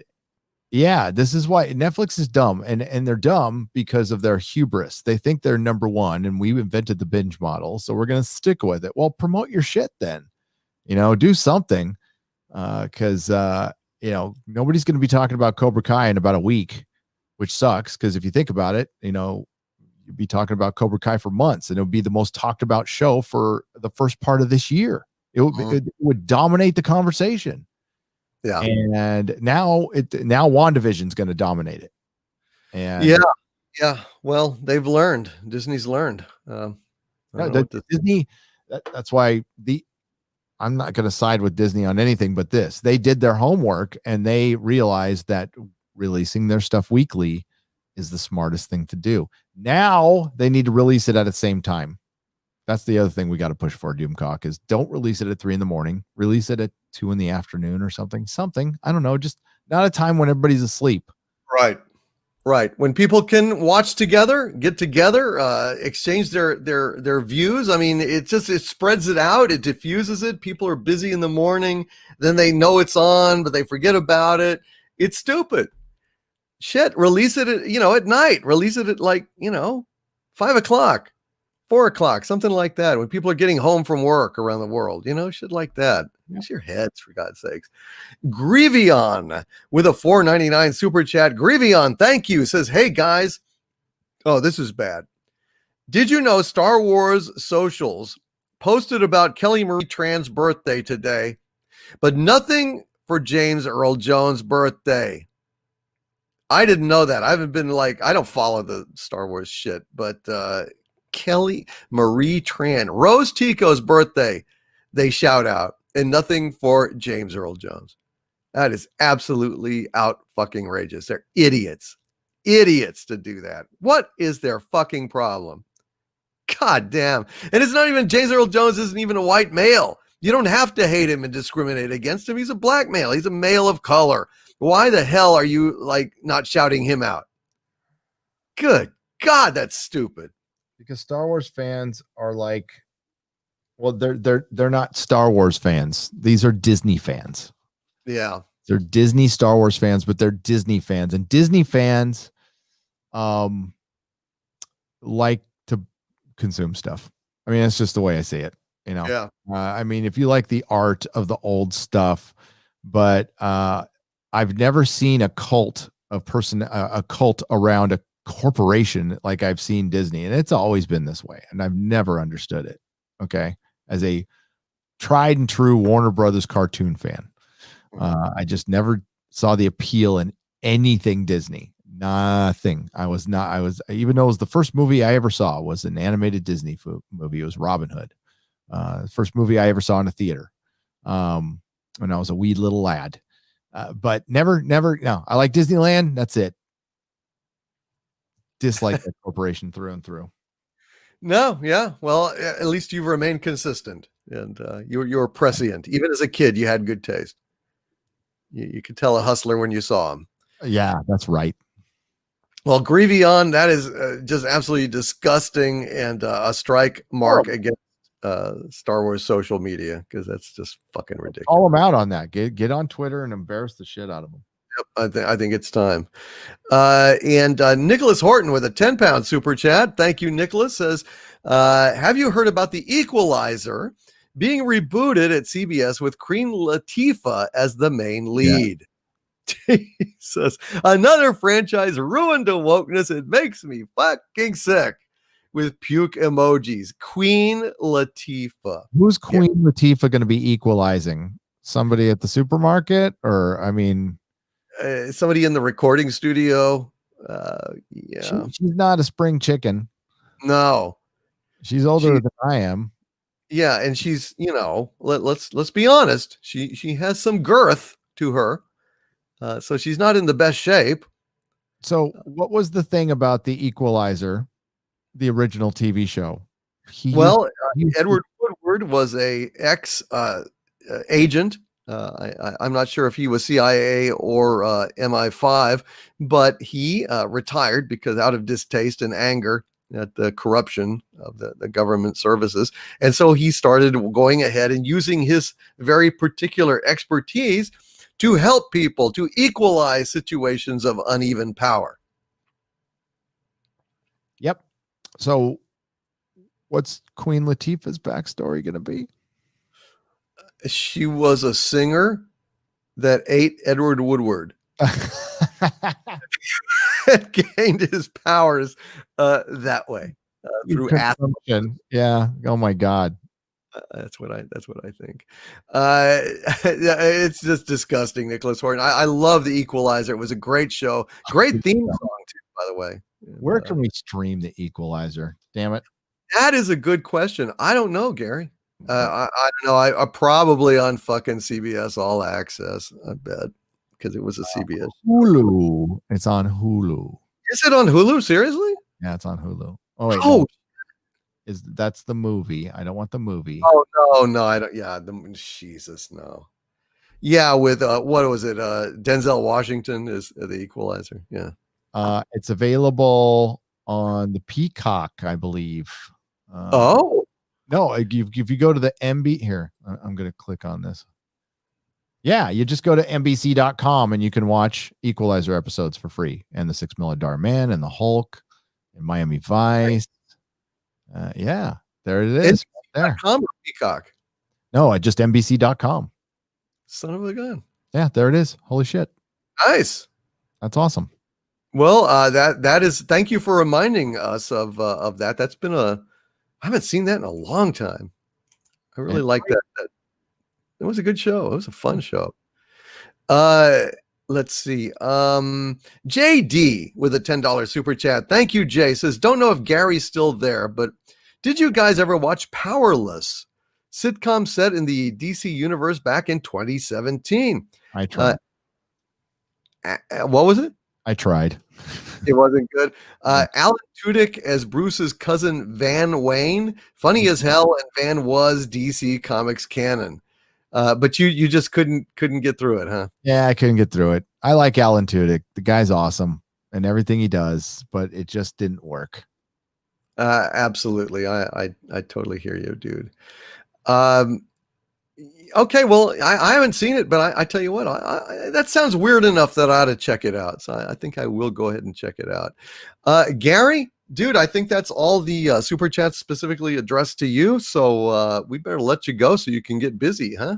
Yes, thank you, my friend. I appreciate being on. Sorry, I got to duck out. I will try to figure out through VPN or something how to watch this at 5 o'clock somehow, so we can start it earlier. So we can. It would be super cool if we could like talk about it every week.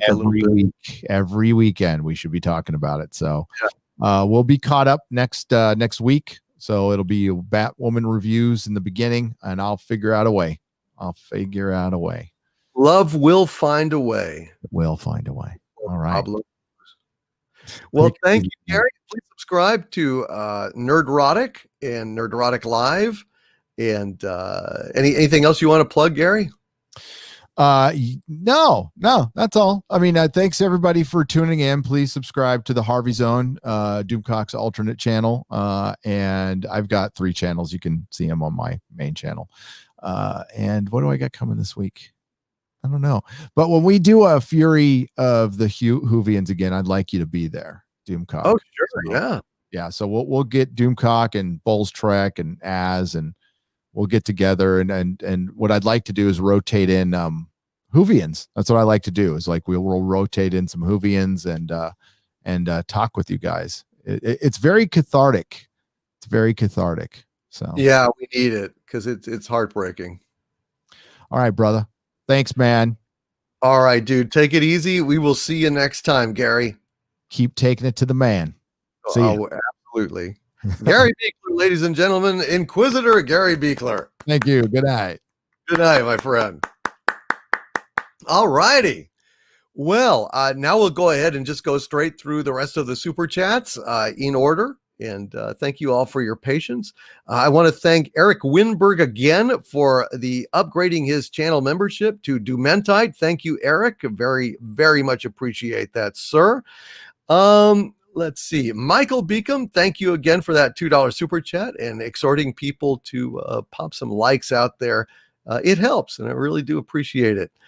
Let's see.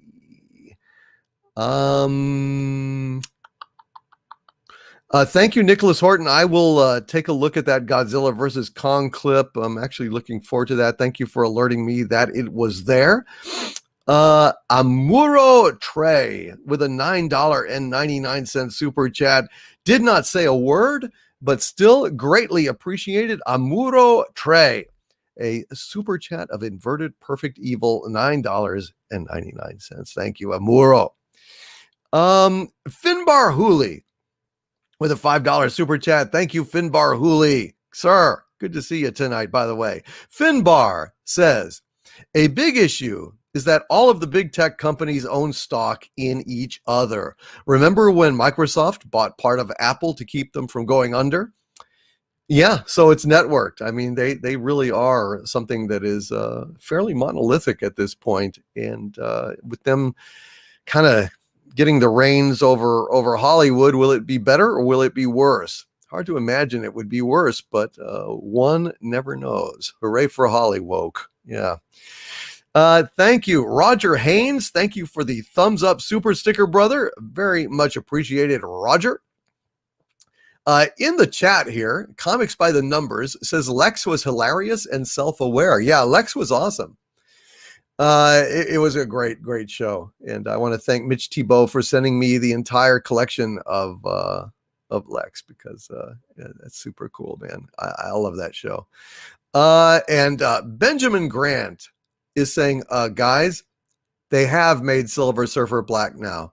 No, I'm not joking. And you can tell under the silver. Oh my God, this is so sad. These people are awful. Let's see. Muke Flyhawker with a $5 super chat. Thank you, Muke. Says, screw Amazon, Apple, Twitter, and Facebook. Parler will live again. Perhaps so, Muke. Perhaps so. It will rise from the ashes. I think that is possible. And Roger Haynes, again, thank you for the $5 super chat as well. Wondering if WandaVision might convince people to keep their Disney Plus subscriptions. I think so, but I think you're right. I don't think it's going to recruit new folks. Let's see. Finbar Hooley with another $5 super chat. Thank you, Finbar. Finbar Hooley says, what if DC has a Wonder Woman 1984 moment with Chris Evans in the place of Chris Pine? What if DC has a Wonder Woman 1984 moment with Chris Evans in the place of Chris Pine? So I don't know. You mean like they edit Evans in instead of Chris Pine? What is a Captain America Wonder Woman crossover, Finbar? You've stumped me here, brother. I'm my mind is boggled. I don't know how to reply to that super chat. So I will just say splunge. Splunge, Finbar Hooley. That's what I say. Splunge, my lord. Splunge. Thank you, Finbar Hooley, for that question. Let's see. Archmage Frey. No, I've already read that one. Thank you, Archmage Frey. Let's see. Toy Painter 1 with a $5 super chat. Thank you, Toy Painter 1, who says Hollywood won't fail because the government can't lose their propaganda machine. The bailouts headed there will be staggering. I hope not. Hollywood does not deserve any kind of bailout. I think that is absolutely absurd. They are a for-profit business. They are not a public utility. They have nothing to do with the public good. They are there to propagandize, to brainwash, and to make money. In that order. Making money is number 3 or 4 on their list of priorities at this point. But I tell you what, they do have to survive. And I don't think the government alone can help them to survive, Toy Painter. So I hope that does not happen. I pray to God. I hope that does not happen. Bun $2.99 with a $5 super chat. Thank you, Bun. Hail to you, sir. Says, I watched Wonder Woman 84. It was a mixed bag for me. Parts I liked, others not so much. I feel about kind of like I do Captain Marvel. I doubt I'll ever rewatch it. Yeah, I won't ever rewatch it. Although Gal Gadot is much nicer than Brie Larson. Fire Knight 013 has got to go to bed. Says good night all. Good night, my Lord Doomcock. Thank you for all you do. Hail Fire Knight 013. Good night, my friend, and thank you for being in here tonight. And let's see. Andrew Eric says, love you, Doomcock. I'm sorry for ever doubting you. Thank you, Andrew Eric. I appreciate that, sir. And love you too, brother. Thank you for being here on the Inquisition. Let's see. Jay Funkhauser in the chat says, don't forget the government bailed out the auto industry. Yeah, but the auto industry was they really rallied. They rallied. They're standing on their own 2 feet now, and they're better now than they have been in decades. So actually in that way, it kind of paid out. And car companies don't propagandize, and they don't lecture, and they don't give a shit for driving the wrong cars. I did not have as much of a problem with that as others did. Bun 299, thank you for that super chat. Let's see. I'm going to go down here. Nicholas Horton with a £5 super chat. Thank you again, Nicholas. How are you doing tonight, brother? By the way, you still holding up at this late hour? Probably so. This is nothing compared to the late hours that you have kept in the past, Nicholas. You are a true warrior of the Inquisition. Nicholas Horton says, Turbo Kid is set in a post-apocalyptic Earth, and Michael Ironside is the antagonist.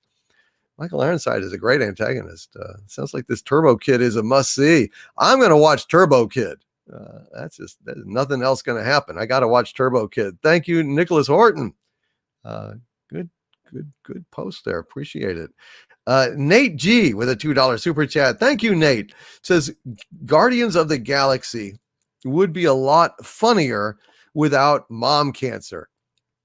Well, I tell you, that was the most remarkable movie opening that I think I've ever seen in a mainstream movie. That wasn't an art movie or something. I mean, it was amazing. After poor Star-Lord saw his mom dying, and he says goodbye to her for the last time, and she gives him that tape, and he runs out of the hospital away from everyone, runs out into the field, gets picked up by a saucer and abducted.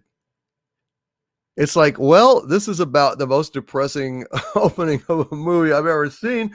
And I don't know, it's going to take a miracle to pull us back from that. And by God, that miracle came in the very next scene with Star-Lord dancing around on the alien planet to come and get your love. I was absolutely blown away. Absolutely blown away. Guardians of the Galaxy is my hands down favorite Marvel movie, and one of my favorite movies of the last, I don't know, 10 years, 15, 20 years. I mean, it's just a wonderful, wonderful movie. They put the fun back in there, and I absolutely adored it. Finbar Hooley explains his previous super chat here. He says, I meant where Chris Pine took over, who the movie referred to just as handsome guy, then proceeded to use his body and risk his life. Replace Peg for Wonder Woman. I see. Okay, Finbar Hooley. Well, yeah, I don't know. I guess that's possible. That was horrible though. I immediately thought it. Oh, what right does she have to sleep with this guy's body? What right does Chris Pine have to eject this guy? Where is this guy? Where is he? I don't know. Anyway, Mike Trout is saying in the chat, every song equals secret message from his mom, possible cosmic entity. Oh shit, I never thought of that. Really? Oh, I'm gonna have to take a look at that. I got the soundtrack. That's how much I love the movie. I actually bought the soundtrack. Got it. Actual physical media on that disc. Thank you, Nate G. I love Guardians of the Galaxy, and I just think it's perfect. I wouldn't change a damn thing about it. Wouldn't change a damn thing about it. Let's see. No, we've already got that one. Nicholas Horton with a £5 super chat again. Thank you, Nicholas. Nicholas asks, DC, I recommend watching Agent Carter season 1 only. Season 2 was boring. Oh, okay. Yeah, I've never watched Agent Carter either. She's good though. I really should check it out. Nicholas Horton, thank you for that £5 super chat, brother. Thank you for being here as long as you do, keeping me company the entire live stream, even though it's super late in the UK. And thank you for that guidance. So if I get a chance to watch Agent Carter, I will only watch season 1. I will remember your words. Let's see. JBA with 1,000 CRCs. Thank you, CRC pesos. 1,000 CRC pesos. Thank you, JBA, who says, Hail DC. Did you watch the UFO pics I sent you? Yesterday, I just crashed, JBA. I've not had a chance to do that, but I saw that they did come through, and I'm getting ready to review all of the Exozone materials that came in during Exozone last broadcast. I will check them out, and I will reply to you, JBA, I promise. Thank you so much for sending me those. I deeply appreciate it. Yeah, I'm looking forward to seeing them, man. Corayon Witch in Residence with a $5 Canadian super chat. Thank you, Corayon Witch in Residence. who says Sabrina is about a witch devoid of anything close to actual witchcraft. It's like calling Star Wars hard sci-fi. Absolutely. Absolutely. I can see that would be weird. Caught I on Witch in Residence. Yeah, I wouldn't watch Sabrina expecting anything close to a real witchcraft. Yeah, that's why I really just haven't watched it. I haven't been able to watch it. I was worried that it would be Archie-fied, and people are saying it sucked. I don't know, but I tell you what, I'm going to watch at least one episode because I promised. I will check it out. And next Inquisition asked me about it, and I'll let you know what I thought. Okay, thank you, Corayon Witch in Residence, for that warning. E. Clay Thomason with a $6 super chat. Thank you, E. Clay Thomason, who looks a bit like Mr. Peanut, according to his avatar. Thank you, E. Clay. Says, I thought I was the only person who loved Patriot. +1 to you, sir. I recommend Perpetual Grace, LTD. It's by the same creator. Really? Perpetual Grace Limited. All right, man, that guy had the Patriot had such a unique vibe to it. Had such an incredibly touching approach. It was weird. It was very. I've just never seen anything quite like Patriot, and I am delighted. And we've got Perpetual Grace LTD. So it looks like it's only on YouTube, huh? Okay. Well, I will check it out. Perpetual Grace LTD, because I'll watch anything by that guy. He was a great creator. Really great show. Hail to Patriot, and hail to you, E. Clay Thomason, for having such damn good taste. Let's see. Evar Jance with a $5 super chat. Thank you, Evar Jance. Says, have you seen Final Space? An animated sci-fi show with dumb jokes, then gut punching you with emotion earned through story beats and character development. You know, Captain Rob over at Midnight's Edge was trying to get me to watch Final Space. And at the time, like I said, I didn't have cable. So I've never watched it. Anyone know in the chat where I can catch Final Space now? Is any service like carrying it? Because I've heard very great things about it, Evar Jance, and I think I would really like to check it out in my copious spare time. I'm up for a great sci-fi show with dumb jokes and gut punching emotion. I mean, that's about it. That's about the best you can ask for these days. Thank you, Evar Jance. Anyone call my attention to where I could go ahead and find it? I would very much appreciate it. Let's see. Coach Blackpill with a $2 super chat. Thank you, Coach. Says Doomcock is the best. Thank you, Coach Blackpill. A greatly appreciated, Coach. You're kind of not so bad yourself, Coach Blackpill. Thank you, sir. Eric K with a $1.99 super chat. Thank you, Jimmy Soul. Hulu has it. And Thunderwing Doomslayer says Netflix thinks they have it as well. So it's kind of split between Netflix or Hulu. So I will check those out. Yeah, I'd like to see it. Thank you, Eric K, for the $1.99. He says it is the suit from the Tuxedo movie. Jackie Chan. Thank you, Eric K. Jackie Chan, man. Isn't Jackie Chan fantastic? Hulu has Final Space because Q2 Cast TV and Rennie A. Thank you. I will check it out on Hulu. I might go watch it right after this. Red Monarch with a $2 super chat. Hail, Red Monarch, who says, oh, the horror, make it stop, and pushing the button.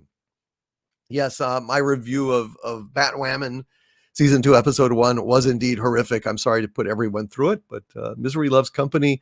Thank you for keeping me company on that horrible thing.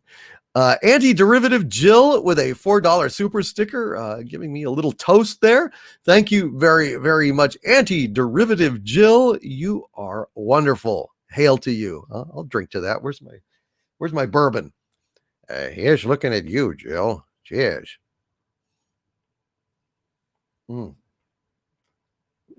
Bullet bourbon tonight, folks. Bullet bourbon for those who are keeping score at home.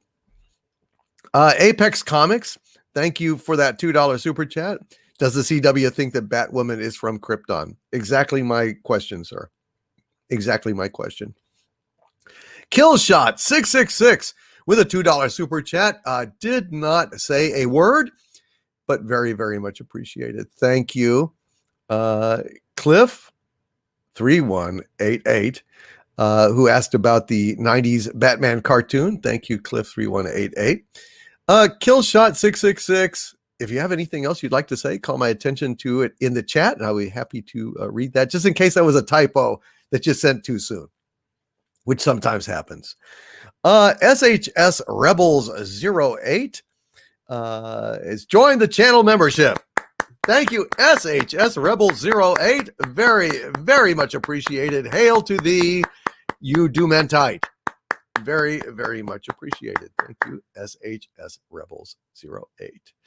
And R. Fletch with a $2 super chat. Thank you, R. Fletch, you wonderful, wonderful cat, who says 2,238 watching. Crush the like button. Yes, if there's anyone out there who has not licked the like button, crushed the like button, pressed the like button, please consider doing so. Send out a message to YouTube that you enjoy the Inquisition. And thank you, R. Fletch. Vandingo, what a great name. Vandingo, who says, if you like The Patriot, check out Perpetual Grace LTD, also from Stephen Conrad, starring Ben Kingsley, and Westworld's Jimmy Simpson. Yes, so the second recommendation for Perpetual Grace Limited. Thank you, Vandingo. I very much appreciate that, sir. That is super awesome. All right. Orville Nation with a $10 super chat. Hail, Orville Nation says plus. We got it. Can we keep talking here? Plus, how many characters does JJ kill off in efforts to create drama in his remakes? Kirk's dad, dead. Spock's mom, dead. Everyone on Romulus, gone. Everyone on Vulcan, dead. Pike, dead. Han Solo, dead, etc. Death is a cheap and easy way to go ahead and get things done. Yep. That is extremely annoying of him. Extremely shallow, extremely lacking in imagination. Let's just kill a few people, wring a few tears, and call it a night. Absolutely. Thank you, Orville Nation. An excellent, excellent point. Luke A with a $5 super chat. Thank you, Luke A. Says, hey, DC. Hey, Nerdrotic. I just want to thank you. You helped me feel less isolated as somebody critical of woke culture in fandom since the mid-2000s. Luke, dude, I just read that again because I just wanted to say, man, I feel the same way. You guys are awesome, and I greatly, greatly appreciate you. Thank you, Luke. Glad we did that for you. You do that for us as well. The Good Tom King with a $5 super chat. Hail to the Good Tom King, who says, the more they tighten their grip, the more that will slip through their fingers. Knock wood, man. I think that's kind of how it's unfolding. Thank you very, very much, the Good Tom King. And let's see, Kelvin Wellborn with a $5 Australian super chat. Thank you, Kelvin. Says, my liege and Gary, I am giving my Star Wars TFA and TLJ BD to the op shop. Did not bother with Rise of Palpatine. As well, you should not. As well, you should not. You know, it's just not worth seeing. It's not worth owning. I wouldn't have that filth in my home. Kelvin, well done, sir. Go ahead and give those Blu-rays away because they do suck. R. Fletch with a $5 super chat. Thank you, R. Fletch. Says, girl power. Hit Girl in Kick-Ass was fantastic. Hit Girl was hilarious. Hit Girl was super damn cool, and I got to say, Kick-Ass was well named. Kick-Ass did, in fact, kick ass, no doubt about it. And Bionic Belly Button with a $5 super chat. Thank you, Bionic Belly Button. Says, someone in chat just said amen. What about a woman? I'm so offended. Jay didn't apologize that I got offended, much less offer an apology. Well, heavens to Betsy. I don't know what to say. A woman, a man, it's all the same, isn't it?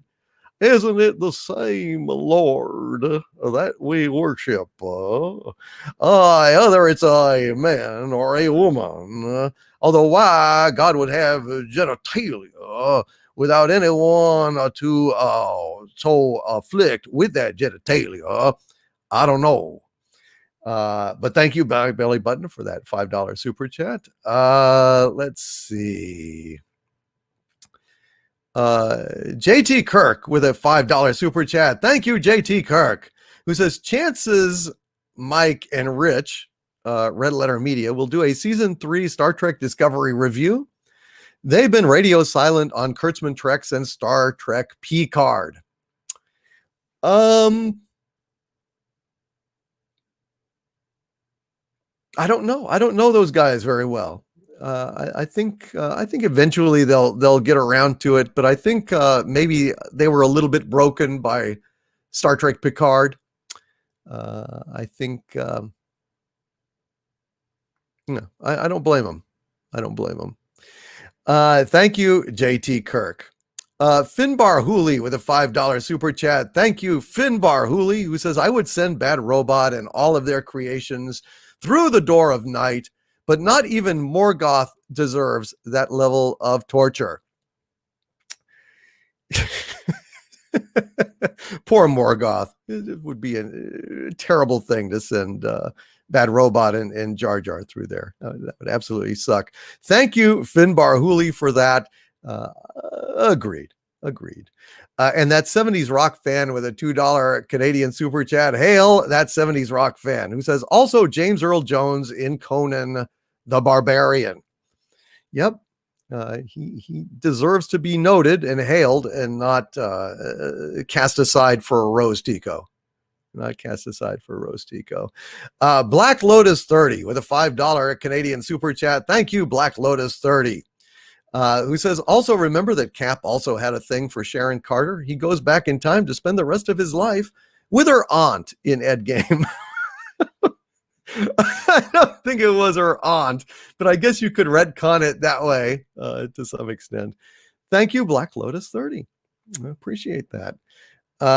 Jimmy Soul with a $2 super chat. Hail, Jimmy Soul, who says, what you guys feeling on the... Oh, I already read that one.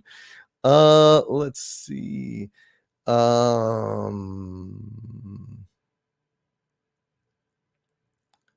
Grand Kai 9 with a $9.99 super chat. Thank you, Grand Kai 9. Says, have an idea for epic tale. It would be honored if after writing, you could read and be critical of it to make it worthy of my claim. How much would you ask for me to receive that honor? Well, Grand Kai 9, I don't have a lot of time for reading, and I would hate to charge you something like that. I mean, if you wanted to send me something that was maybe a page or two, I'd be happy to look it over. But my reading time for epic tales is a severely limited, sir. So I do apologize for that. Hail Grand Kai 9. Movie Maniac with a 400 HUFs. Hail Movie Maniac, who says, hi guys, just dropping some support before work. Thank you very much, Movie Maniac. Clarence Mumford with a $5 super chat. Thank you, Clarence. Says, Edward Woodward in Breaker Morant was based on true events in the Boer War. Awesome movie. And Jimmy Soul, oh, sorry about that, brother. Did I not catch it before he left? I'm so sorry, Jimmy. I did not see it. I apologize for that, dude. Anyway, Clarence Mumford, I've never seen Breaker Morant. I've heard that it was like kind of his breakout movie. I really loved Edward Woodward in The Wicker Man. I thought he was absolutely fantastic in The Wicker Man. If you guys have not seen Wicker Man, talk about a really awesome, intelligent horror. I just love the hell out of that movie. Clarence Mumford, I would recommend that as well. And in turn, I need to check out Breaker Morant. I just have never, ever seen it. Mike Trout, thank you for the $3 super sticker of the hippo waving and saying next time. Appreciate it very, very much, Mike. Till next time. And Jimmy, thank you for that $2 super chat. Sorry, it didn't get to its intended target in time. We tried, but we messed up. Crazy Cat Guy with a $5 super chat. Hail, Crazy Cat Guy says, good night. Thanks for the stream and see you on Friday. Thank you, Crazy Cat Guy. Looking forward to it. Larry with a $2 super chat. Hail, Larry says, why are we wasting time with Batwoman and STD? To protest against it. We must go ahead and do that. Otherwise, they win. And that 70s rock fan says the original Wicker Man, not the remake. Absolutely. The remake is crap. Thank you, Larry, for that. Master Clockwork with a $5 super chat. Thank you, Master Clockwork. Says normies have the likes of Jimmy Kimmel for late night entertainment. We have Doomcock. I pity the poor ignorant fools. They know not what they do. I know, Jimmy Kimmel. He used to be cool, but then he just went down the toilet. Hail, Master Clockwork, and thank you, sir, for that super chat and for that endorsement. I appreciate it. Eli McInnes, thank you for the $2.99 super sticker of the pair giving a thumbs up. Appreciate it, Eli, very, very much. And Mike Trout, thank you for the Doomacorn. And Clarence Mumford with a $5 super chat saying, if you don't think Breaker Morant is a great movie, I will do not $25. I will donate $25. That's how confident I am of the movie. I'll check it out, Clarence. I will check it out. Thank you, sir. Well, this has been an almost 4-hour edition of the Inquisition. I want to thank everybody for showing up here. It is greatly appreciated. You guys are the best. And we will be back next Sunday on Gary's channel. And not only that, I will be back on Friday with Friday Night Frolics. I hope you guys will enjoy that and join me for that as well. From the center of the earth, this is Dictor Van Doomcock bidding you all, my friends, stay angry.